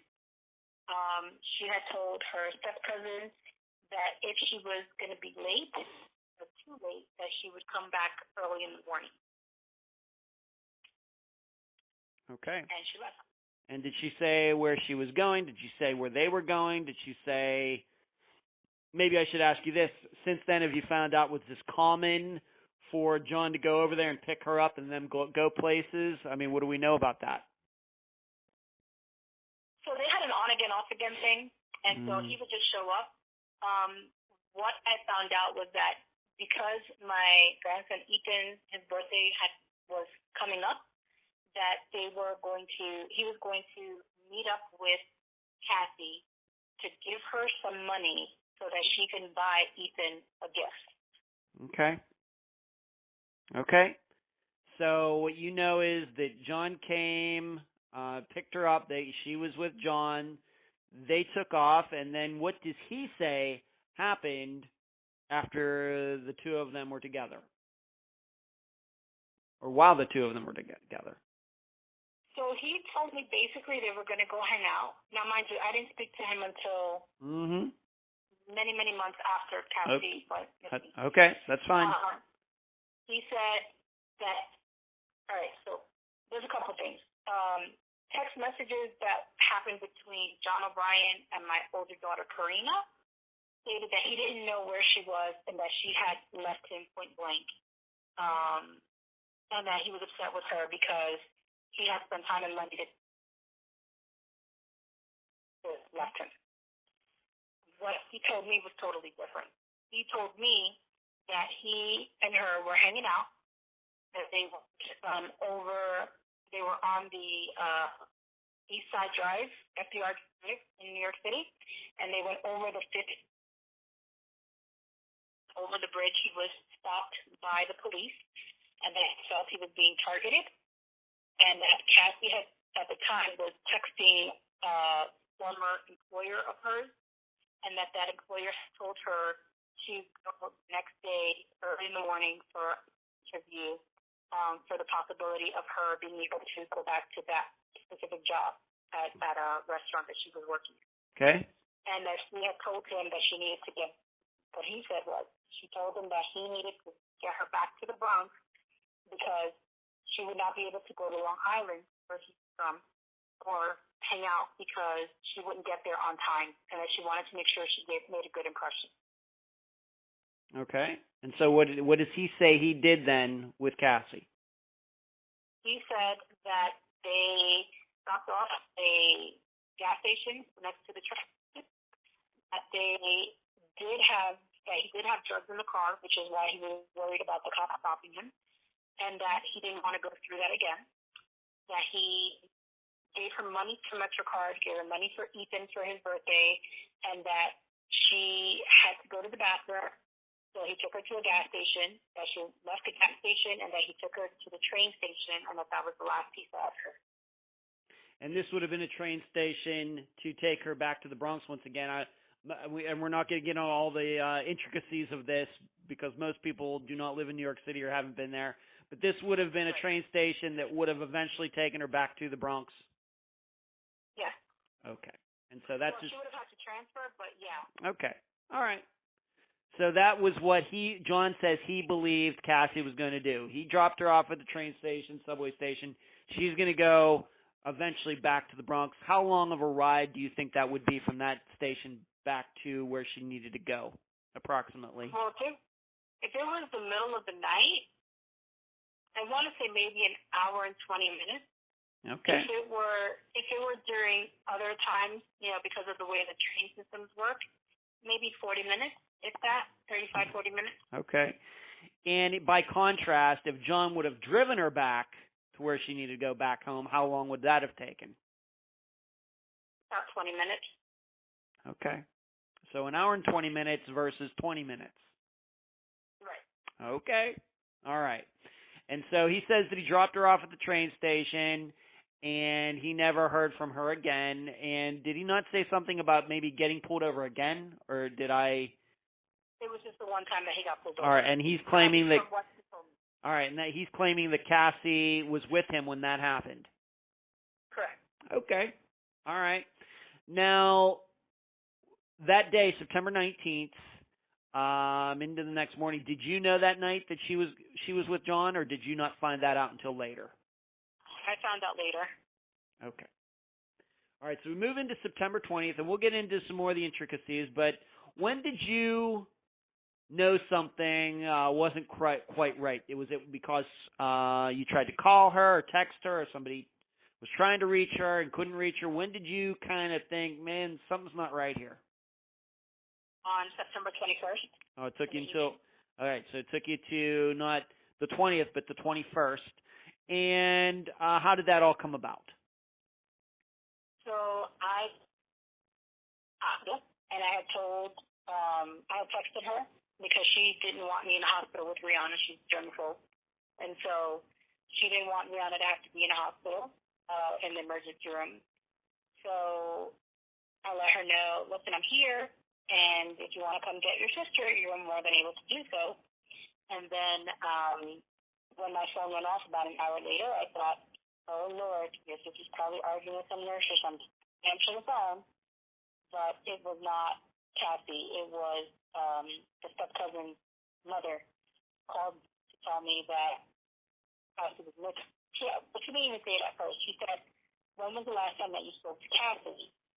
And then I told her that I had seen Cassie that Monday. I said, why, what's up? And she said, Ingrid, Cassie I haven't heard from.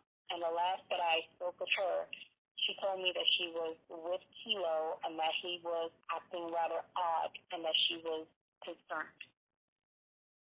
Huh. Okay. So that's what they told you. What did you do when you heard that? Did you call? Did you try calling Cassie? Did you try texting her? Did you call John and try to talk to him? What'd you do?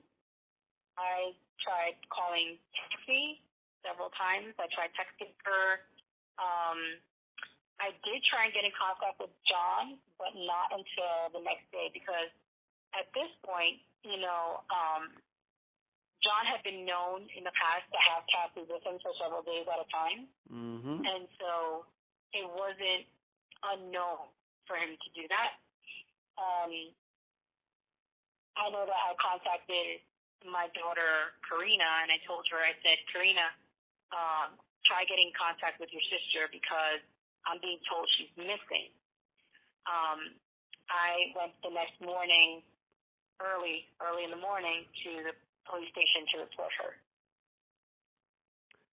Okay, so on September 22nd is when you went to the police and you filed a report. Correct. All right, and I did say that the police, what I would call quickly, Cassie ended up being on NAMUS national database for missing people fairly quickly within 9 days from the time of her disappearance until she was posted. So it was even quicker than that. It was like less than a week. Okay. And what did they do? Did they take it seriously? Do you know if they went and talked to John? Anything like that? Well, initially they didn't want to take the complaint because they said, that she is 25 years old, she's a female, she's probably working. I mean, they kept giving me all kinds of reasons why she would be answering her phone. But the biggest thing that I had, in my corner was, I'm sorry, today's my birthday, and Cassie usually fights people to be the first person to say happy birthday to me. There's no way in the world that Cassie would not be in contact with me at this hour of day without saying happy birthday. Cassie and I had our issues, but she's like, you're lying. You belong to me, and so and if I tell her I'm worried about her, she'll call me right away. Okay.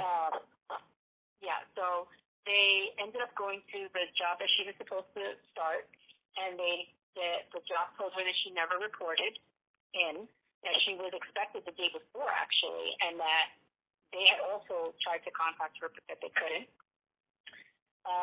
I called Karina and told her what was going on, and I told her she supposedly was with Kilo, and so Karina started trying to call Kilo to find out, and that's when he sent her the text message that she had left him flat and that he was upset with her. Okay. Then, so okay. All right. Do you know if the police, though, at that time tried to track John down and ask him some questions? They did, and it took them a long time to find him, too. Okay. They spoke with him. They spoke with Teddy. They spoke with the boyfriend. I do believe that they did lag a little bit. The officers that were assigned to the case got reassigned to the UN session. So there was a lot of communication, I think, that they didn't get to have on time. I did, I'm not an investigator. I know nothing about, surveillance or anything, but I started going into, people's Facebook, people that were in common between Cassie and Kilo areas and stuff. And so I was able to locate a couple of addresses through parking tickets. And I went into the block of where Kilo would hang out, and I spoke with someone there who told me that she did, in fact, see Cassie on the 20th with Kilo and Kilo's other girlfriend, who was pregnant at the time, and that the girl had mentioned, this witness had mentioned, Cassie's here? You and Cassie got back together? And he was like, she's my baby. She's always going to be my baby. And he was like, yeah, we're getting back together. And he, this witness told me that he really believed that they were getting back together. That was the last time that I could say anybody saw my daughter, really, that actually saw her. Okay. All right. What were your feelings at the time when you, on September 22nd, 23rd, 24th, 25th, did you suspect that, being that you did find out that she was with John, did you think something bad happened, or did you think that, she just ran off with him, or, for some days? What were you thinking at the time, late September 2018? I was conflicted. I was like, oh my God, please do not let it be that I'm filing a false police report that she's not really missing. I think that was very top of my head, because the last thing a person is going to imagine is that their child is going to be missing all this time. Sure. Initially, I was thinking that maybe she was somewhere and that she just needed a break. Not from me per se, but I think that she just felt overwhelmed at the time. I don't know. I guess I've had so many feelings about it, and so I still have even more feelings about it, because inherently, as a parent, you don't want to think my child is out there being hurt, that my child is out there against their will. My child is out there going through who knows what, And so I think that in order for me to maintain my sanity, it was easier for me to think, this is nothing. this is just, this is just Cassie being Cassie. And, like, I was very adamant that, because I did feel that there was something going on, but at the same time, I didn't want to feel that something was going on. I think I was in a great deal of denial about the severity of her situation. And, like I said, hindsight is 20/20, and I wish that I would have pushed even further. And I wish that I would have been a little bit more vocal with the police when they were first questioning me and questioning the situation and circumstances. And it's not that I didn't want to defend my child, because they were like, well, your daughter's been arrested. Okay, yeah. What does that have to do with what's going on right now? Yeah, nothing. It was just maddening, that I was being told that if she were a boy, a male, or if she were a minor, that she would have more attention, that because she's a beautiful 25 Latina woman in New York City, that she would not have coverage, or she would not have the attention had she not been a 25-year-old pretty Latina in New York City. And that I was actually told by the police department. Okay. All right, let's move on to the rest of the case. Like I said very early on, John O'Brien was going to be a prominent part of this discussion, and of course, he's been mentioned quite a bit in the last half hour. So let's move on to some things. He says that he dropped Cassie off at this train station. Were the police did they ever find any video to support this? Did the police even do that? Not to my knowledge. Okay. All right. So we don't know. Almost every inch of the subway under surveillance. Yeah. Okay. So you're not sure that whether or not they did or not. You've never seen any video of her getting out of his car, her walking out into the platform, nothing like that, ever. The only video that police were able to recover was on the 19th, when she first exited the building. She helped him with some packages. Then they see her exiting the building, turning to the left, which would have put her on 161st Street in the Bronx. Okay. All right, so there's no evidence to support his claim that he dropped her off at the train station. None whatsoever. Okay. He says that they got pulled over that night. Any record of this? I'm guessing you told the police that he said that, or maybe eventually you told them or something. Any record of this? Did he tell the police that when they went to talk to him? What about that situation? He never told the police that, and the police did question him for several hours when they did finally get in contact with him. There is no record as far as him being stopped, unless it would have been like a routine traffic stop. From what the police told me, if it was vice, or if it was that they suspected that maybe he had, like, if he would have bought drugs and they were doing like a sweep, that would not have been recorded either, unless an arrest was made. And so they said, we can't say it didn't happen, but we cannot say it did happen, because not every stop is actually recorded if it is an undercover operation. If it is a uniform operation, then it would be recorded. And John never specified whether it was undercover, which I believe it probably would have been if it were true, as opposed to it being uniform. Okay. All right. So, but you've never been presented with any record of that. There may be a record somewhere, but you've never been presented with any record showing that John and Cassie got pulled over that night before she disappeared. No, not at all. I mean, not even NYPD has that, because I asked them and they looked and they said that they have no record of an official stop for his vehicle. Okay. For the vehicle he was driving. Now, this gas station that he talked about, what did that John mentioned? What has he said about this gas station when asked to locate it? Nothing. I asked him what gas station, and he said it's one close to the train station, and that was all he said. Okay. Couldn't pick it out. Couldn't tell you how far it was. Couldn't tell you the cross streets. Nothing. Nope. He just said it was close to the subway station. Okay. All right. Now, you did say that even though John and Cassie were together that night, that he had a girlfriend that was pregnant at the time. How did she and Cassie get along? Any idea of how she felt about Cassie and John being together that night? Honestly, I don't know.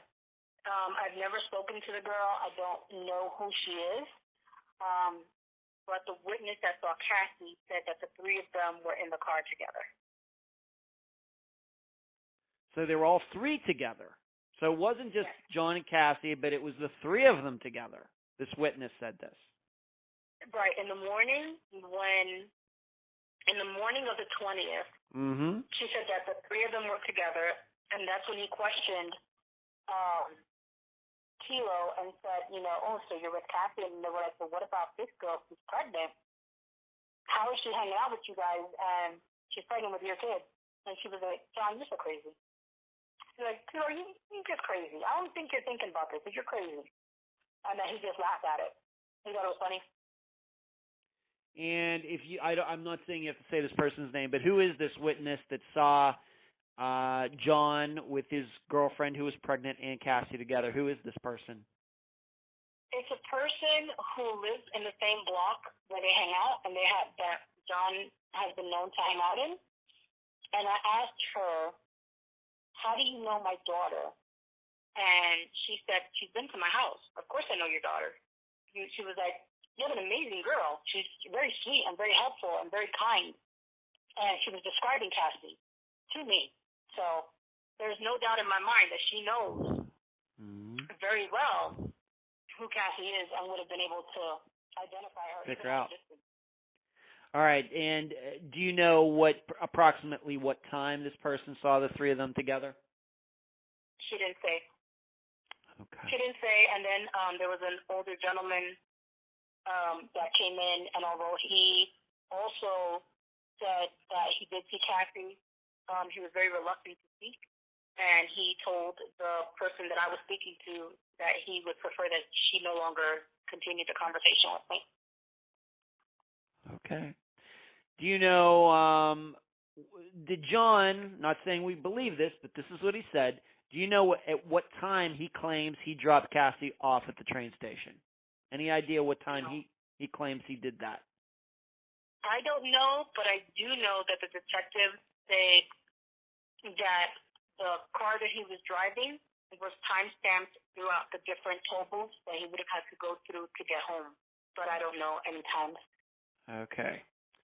But we do have this witness who claims the three of them were together sometime that morning on the 20th sometime. So if he dropped her off, it had to have been after that. But it's just interesting to me that if this witness saw the three of them together, it's funny how John never brought that up. Right. Okay. And also, by the time he dropped her off, from what the detective said, they can see inside the car, like as you go through the toll booth, it has pictures. Okay. And he's alone in the car. He's alone in the car. So not only is not Cassie in the car, but his girlfriend's not in the car either. Correct. Okay. But did he ever tell you what time this toll booth picture was taken? No.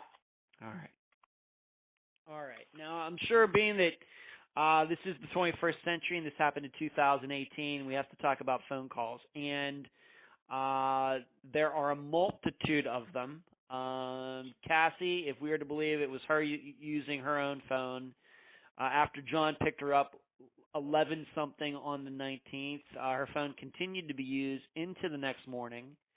And the listeners should also know that we've done some work here at Unfound to give Ingrid, put names to a lot of the numbers that are on the records, because Ingrid was very gracious in giving us the records so we could look into them for ourselves. And one of my assistants is doing some work on that as we speak, and hopefully after this interview is over, I'll be able to expound on that a little bit more.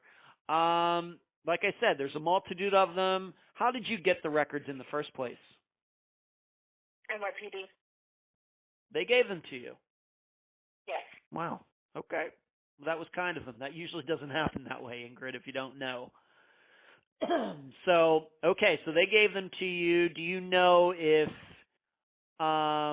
they looked into any of these numbers, talked to any of these people? Have they ever told you anything about that? I know they said that they were looking into the last phone calls, and they had questions about some of them, but they could not elaborate because they said that because it's a private investigation, that there's a lot that they're not allowed to share with me. They didn't say anything as far as they were leading into something.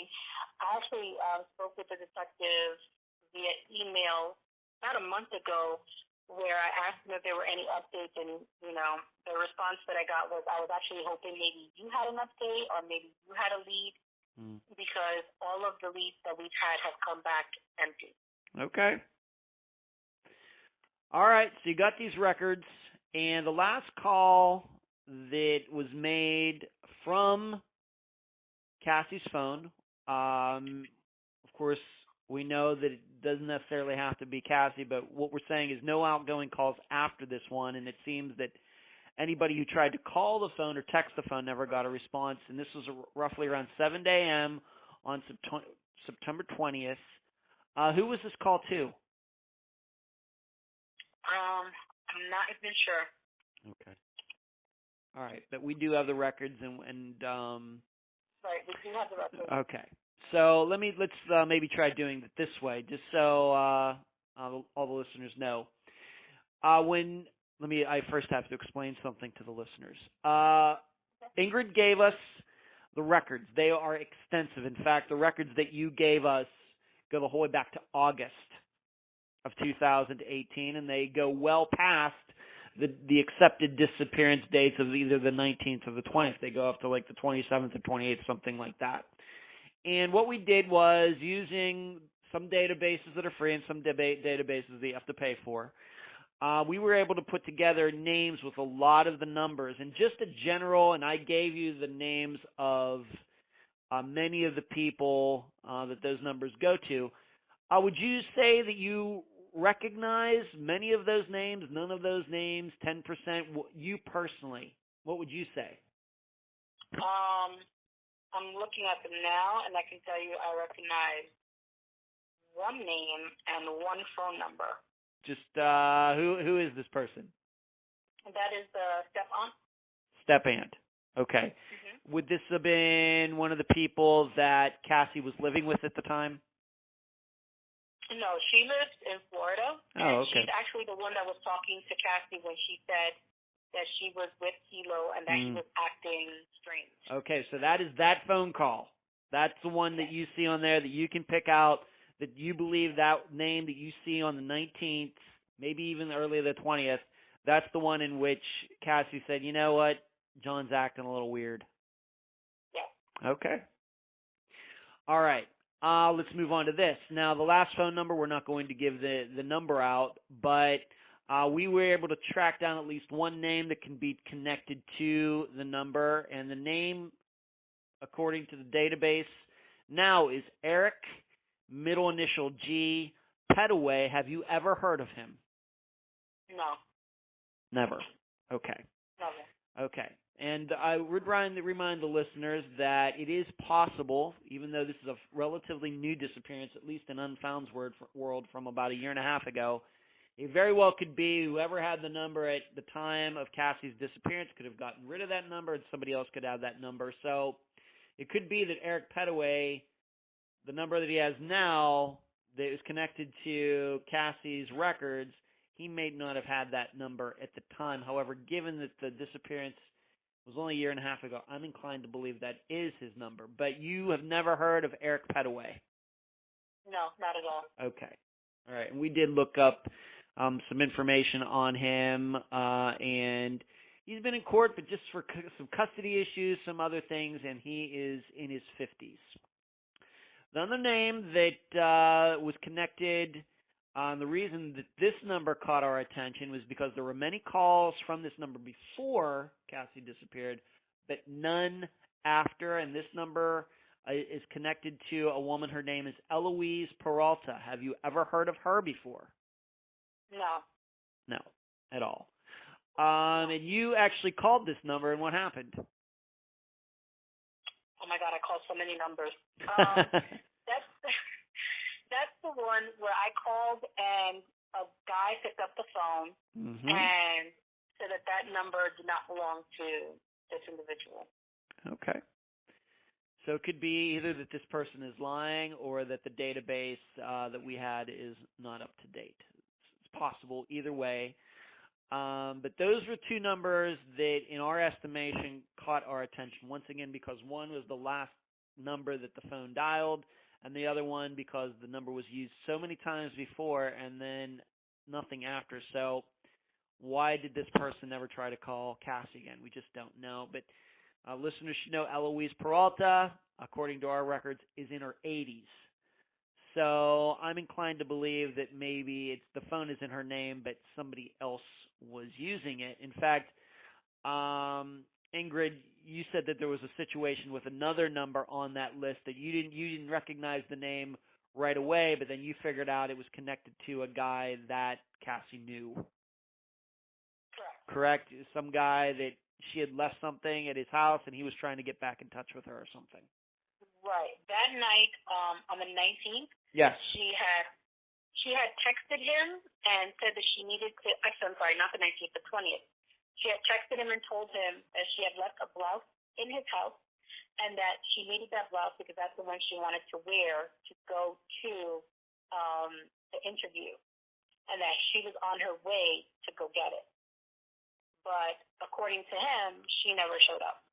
And he actually, in the statement that he gave, was that not only did she not show up, she didn't call him or anything, but he texted her telling her why was it that she had not come to the house, or that, but this happened over 24 hours after he was already waiting for her.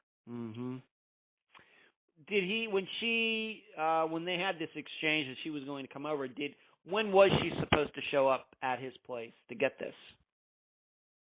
Around 10 o'clock in the morning.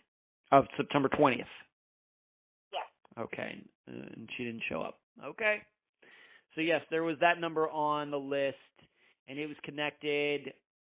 It was connected to the way I remember to a woman's name, but you found out that this number actually was, I don't know, this woman's son or something like that, right? Right.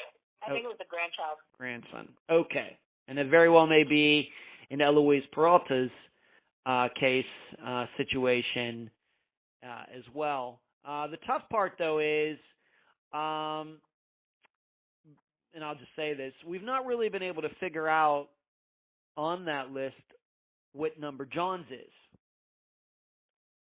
Right. We do, even though we have all of her records, we're not sure. I'm inclined to believe that Eric or Eloise's was John's number at the time. That's my gut, what my gut tells me, but we are not sure about that.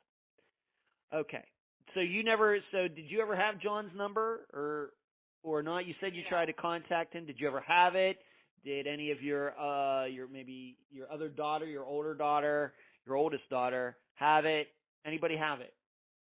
My older daughter and my son, they both had it. One of my sons actually worked with him, but neither one of them have the cell phone that number was saved on. Wow. Unfortunately. Okay. Well, it might be worth their time. They could probably still access maybe an old account or something like that, and maybe look that number. They tried that because those are because they were prepaid phones. Yeah. That the company didn't have it, unfortunately. Wow.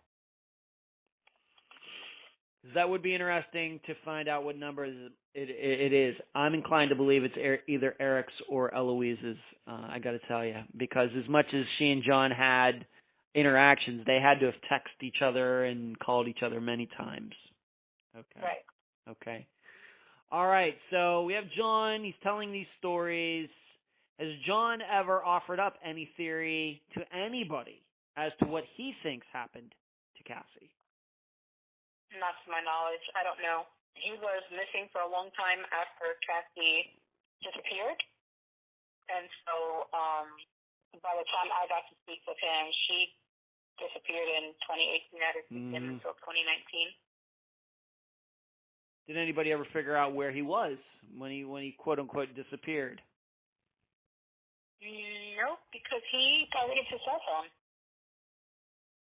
And so he told the police that because of the fact that he was going to be a father, that he wanted to change his life, and that he was not going to be hanging out the way he used to, and that he decided to get serious about his life so that he can be a good father to his soon-to-be child, and that he didn't want to complicate his girlfriend's life, and that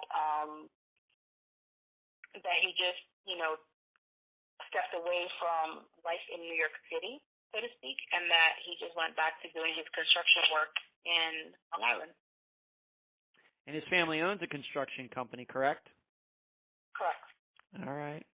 Do you think I'm guessing then they knew where he was during this time. The woman that was having his child certainly knew where he was. His other family, his parents probably knew where he was, but anybody trying to get in touch with him regarding Cassie's disappearance couldn't find him. Well, from what they told the police, because they live so far out into the city, outside of the city, that they weren't even getting reports of news from New York City, and so they had no idea that Cassie was missing. That his parents, the police found him through his parents, and that the way they were able to find out about Cassie is actually when a detective from their local town came to them and asked them if they knew who Kassandra was. And they said yes. They were like, oh, our son used to date her. And they were like, oh, so you are, in fact, John O'Brien's parents. And they were like, yeah, what's going on? And so the father, who was, older and sickly, had said, they had put him on speakerphone. And they said, well, this is Detective such and such, and, we're here to ask you some questions. And that he spoke to the detective. Okay. All right. So the parents are saying they didn't even know that Cassie was missing. I guess that means that John never told them that Cassie was missing? Correct. All right. Let's move on to this, and we cannot forget this. Obviously, John's statement, not a lot of facts to back it up, but we cannot forget about this, just to remind the listeners that Cassie, a week before, had made a statement in regards to her being raped the summer before. She did receive threats, at least from one person, that being the alleged rapist's sister. And I have to ask this, to your knowledge, John O'Brien and this rapist, did they know each other? Were they friends? Any belief that maybe John should be believed and he did drop her off, and somehow this guy who allegedly raped Cassie, they ran into each other? Did John and the rapist know each other? They knew each other, but they weren't friendly with one another, at least to my knowledge. Mm-hmm. And the rapist, he was incarcerated at the time, and the police said that they don't believe that he's smart enough to have done something to Cassie. Well, we wouldn't want to underestimate anybody, but are you saying then on the 19th and 20th of September 2018 that the alleged rapist was in jail? Yes. Okay. Do you have any idea how John reacted when he found out that this guy had allegedly raped Cassie? No. Does anybody? I don't know, but I know that he was always very possessive of Cassie and very protective of Cassie in his own way. Like, he's like, to me, very narcissistic. But I believe that if John, in fact, had prior knowledge, I don't believe that that person would be able to talk about it, because I think that John would have retaliated, because he viewed Cassie more as like his personal possession. Okay. But you don't know how John reacted. Nobody told you. Cassie never told you. Anybody else never told you how John reacted when he found out that Cassie had been allegedly raped and that she was going to make this statement. None of that. No. Do you even have it? Please. From what I know of John and the vibes I got off of him when I first met him, if he had knowledge of Cassie being hurt by this person, I believe that he would have wanted to hurt the person back. Okay. Do you think that is there any proof that John supported Cassie testifying? Did he? I guess what I'm asking, did he drive her to the law office or the courthouse where she had to do this? Did he console her in any way, keeping in mind that he has this other woman that's carrying his baby, etc.? Any proof that he offered any sympathy regarding Cassie being raped at all? Not to me. No. Okay. I know he kind of sort of was about to touch on the subject, and then he dropped it just as quick as he was about to say something. So. Okay. Okay. So even though you saw him that one time there, that did not come up. No. All right. Okay. All right. So we've covered these, all this different information. We talked about John. We talked about the phone records. I should ask you this regarding the phone records. Has anybody ever been able to tell you, being that you got the records from the police, which I think is a very good thing of them to do. That was very nice of them to do that. Any idea where her phone last pinged? Not the last phone call, but where it last pinged. No, they said that they needed to have some technicians do some other stuff to it, to the phone itself, to get something accurate. But I know that there was a lot of issues regarding privacy laws and the fact that we had to convince a judge that Cassie was in fact missing and endangered, and that it wasn't that we were infringing on her privacy. And so it may have been after the time that they would have been able to find accurate information. Okay.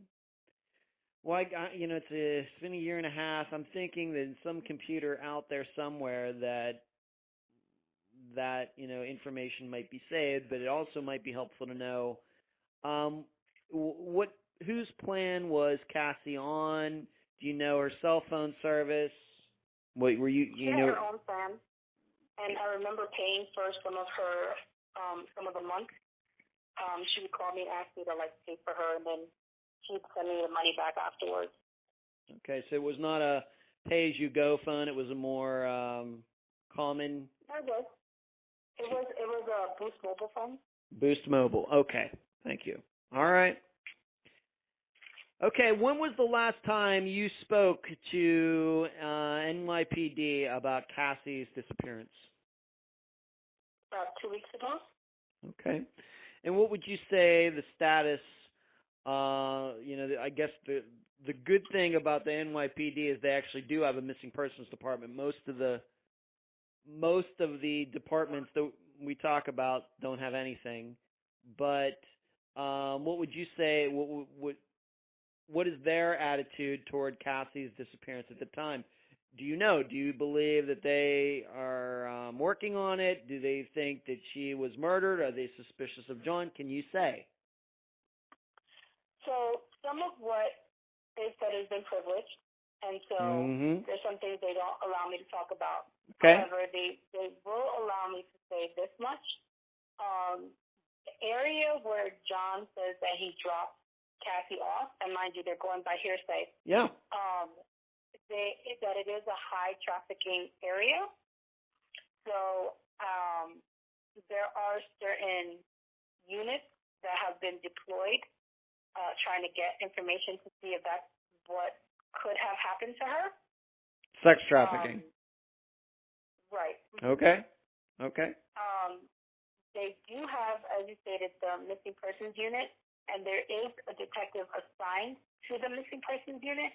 However, I have never specifically spoken to that detective.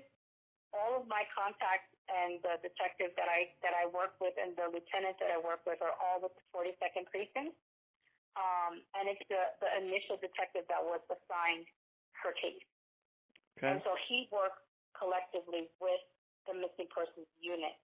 I also know that they did have the behavioral unit, the FBI, come out and do like a fresh set of eyes on what they said, and this was their words. Okay. On the evidence that they have so far, and she also is on the Interpol website as being missing and endangered as well. All right. And I think I said very early on in this conversation that I know that Cassie's profile went up on NAMUS very quickly. I saw that, of course, her disappearance date on NAMUS is September 19th, although there may be some evidence here that the disappearance date should be the 20th. But I saw where her file was put up on NAMUS on the 28th of September, which is very fast.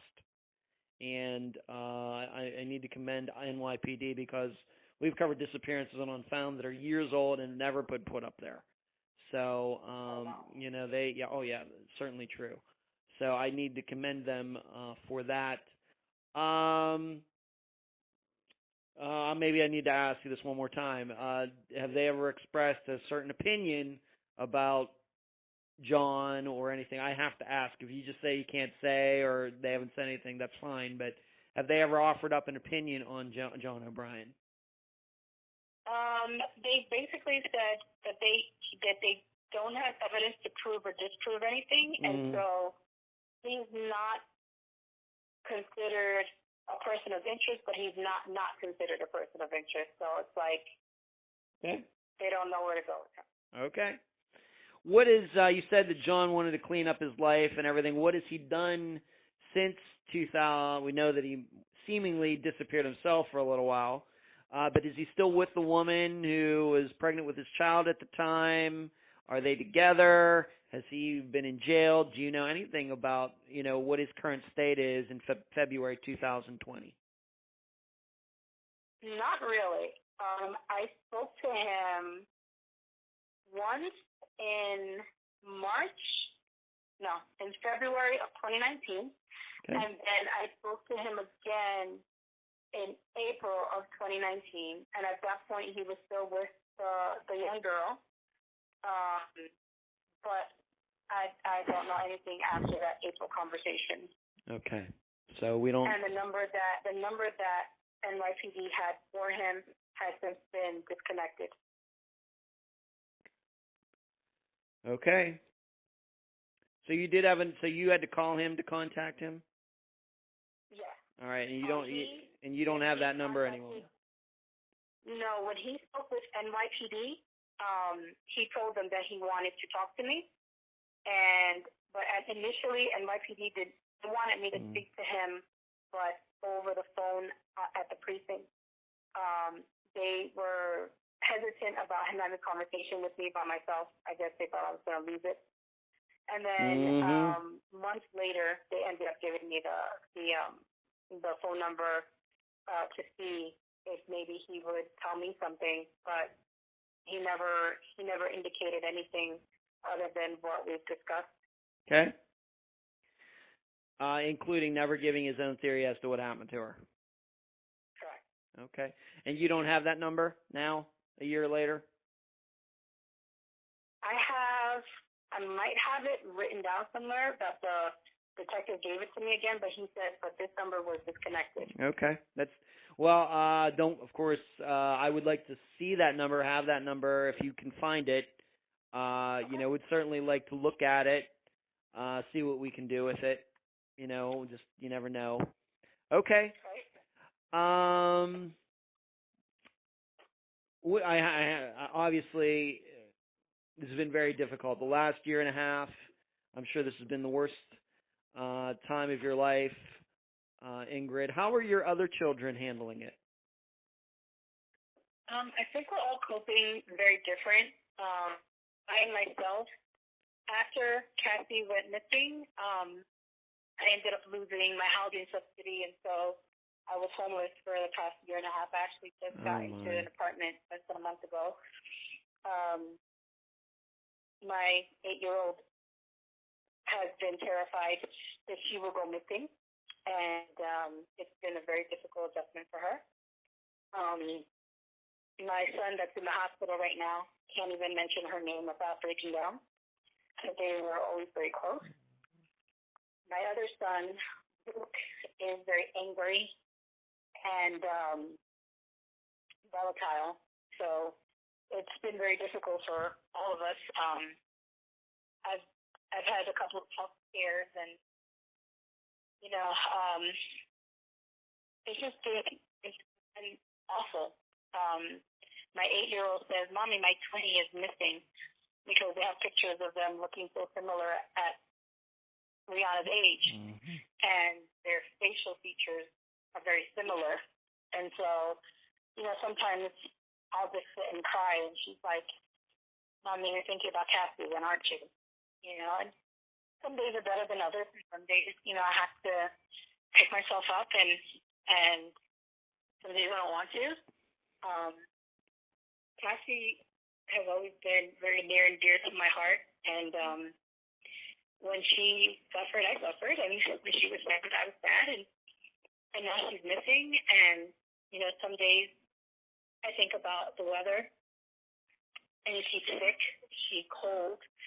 Like right after I had that first conversation with John, that evening I was getting text messages from someone making threats, saying that they had her, and that she was chained up somewhere in a barn, and they wanted money. Scammers, yeah. It was a scammer, I did end up, contacting the FBI and giving them all that information. And they said that it came from a robocall on a computer, but just the cruelty, Sure. They were telling me that because I was unwilling to give them money, that I would find her body with a bullet in it. Yep. And yep. Ingrid, you don't know how many of my guests tell me the same story. Same thing. It's horrible. Yeah, very common. Very, very common. In fact, a woman who still has yet to appear on the program, I was helping her, and she was this close to going to meet one of these scammers, like with $5,000. And I said, you go and do that, you may go missing yourself. And so, luckily, I was able to talk her out of it, and she finally figured out that I was right. But she was absolutely convinced that these people had her daughter, and I said, no, they don't. They don't. So, because they know, they do their homework. Like they were telling me about her prison, about her C-section line, and about her birthmark.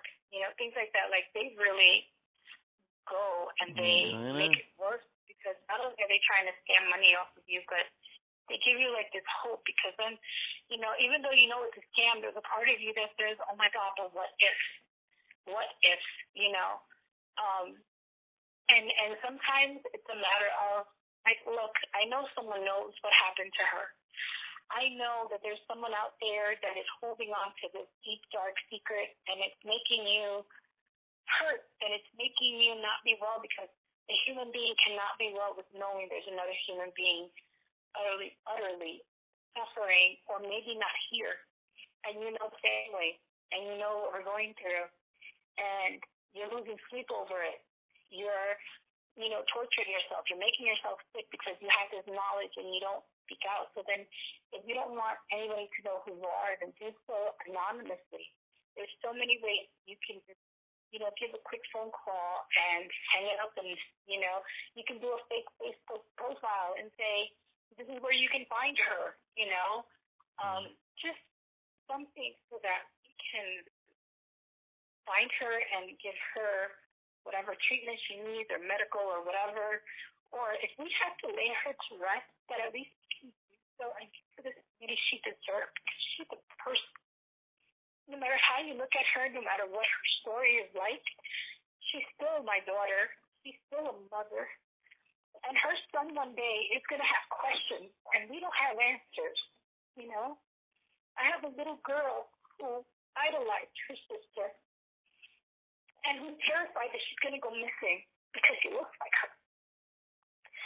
And I'm so thankful to God that she's, strong and that she's been able to adapt, remarkably well despite the circumstances.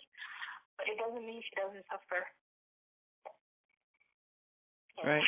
That's right. Totally right. I should have asked you one more question, if I may, about one technical detail.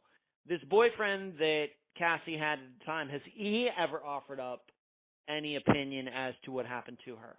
How did he react to all of this? When he found out that she was missing, he contacted me. And I had questions because I knew about the argument they had in the apartment. And I knew that he was obsessed with her. And he himself told me that he could not live without her. He had a brace in his arm, his hand. Apparently he had broken or had damaged his knuckles. Now, he told me that happened because he was upset when he found out that Cassie went missing because he was trying to find a way to reconcile with her and that he had hit the wall and that, he had hurt his hand. But he told my brother-in-law that he actually was wrestling with a cousin of his and that he had injured his hand while wrestling. He would call me. Yeah, he had called me a couple times. And his mom had actually called me concerned about his mental health, that he was becoming suicidal, withdrawn. At one point he said, I don't know how you can live knowing your daughter is, and then it sounded like he was going to say dead. Yeah. But then he stopped mid-word, and I haven't spoken to him since his number changed, and he is completely off social media. Okay. Has not contacted me since. Okay. Do you have a Facebook page or website, anything like that set up for Cassie? Yes. It is on Facebook and on Instagram, and they're both with the hashtag signed Kassandra Ramirez. And it's all in one word. It's with a capital Kassandra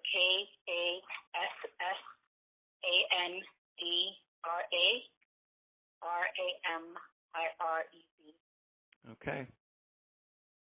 And we have different hashtags. One is Kassandra Ramirez. The other one is Missing Latina in the Bronx.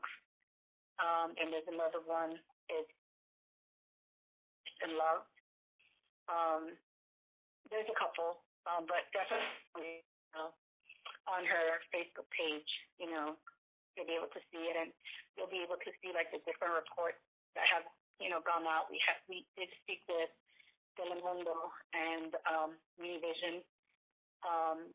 Dateline did a written piece on her as well. It's all on there, on the efforts that we've made to try and locate her. But okay. So far, no one has offered any information or any leads or any proof of life or not.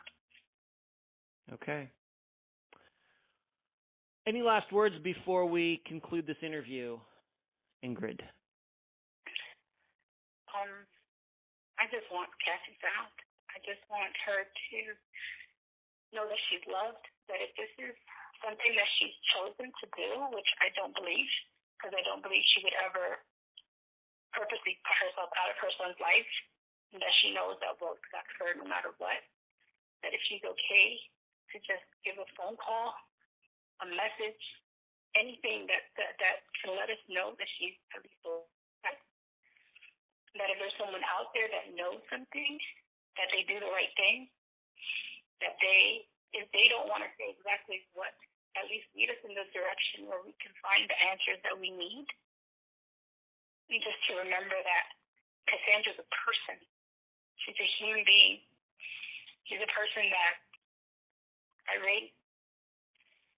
She's a person that had a lot of love in her. I believe she still do. I do not believe that she's gone. At least I don't want to believe that she's gone. And that someone have a heart. Mm-hmm. And that they let her go. Right. Ingrid, I appreciate being on this episode of Unfound. I thank you for hearing her and for being a voice for her. Because I'm going to be her voice until she's found or I'm no longer breathing. Yeah. But you're allowing my voice to, or rather her voice to be a lot louder and out there. And so I'm very grateful. I'm grateful for the effort and for all the work that you're doing. It also means a great deal to me and my family and for all the listeners and everyone that's out there that cares just to even hear her story. Every one of you matters, and so I'm grateful to each and every one of you. That's very kind, Ingrid. We're going to continue to work on this. As I tell all the guests, that this is just the beginning of us knowing each other. We're going to know each other whether Cassie is found tomorrow or a month from now or whenever. We're going to continue to know each other for a long time. So this is just the beginning of us knowing each other. And thank you for the very nice compliments. And I appreciate you being on this episode of Unfound. Thank you. You're welcome. And that was my interview with Ingrid Ramirez, mother of Kassie Ramirez. I thank her for joining me and all of you on this episode. I also want to thank her for giving me and my team the phone records from the period around Cassie's disappearance. Speaking of which, over the past week, my assistant Cherie did her best to try to reach the two numbers mentioned in the interview. She left messages in their voicemail and texted them. She got no responses. What does it mean? I really don't know. That nobody called Cherie back could mean there is something suspicious. Or it could mean nothing. Yes, of course, I wish she could have talked to somebody at either of those numbers, but that didn't happen. But what is most important is Cassie's family has the numbers, and hopefully something can be determined from them. I am certainly under the belief at least one of those numbers was owned by someone who knew Kassie back in September 2018. I will come back to the phone records in a moment, but there was nothing in the interview that changed my mind that John O'Brien should be the focus of the investigation. I am not saying he had anything to do with Cassie's disappearance. Could he have? Of course. But there is nothing factual that says, yep, he's the one who caused it.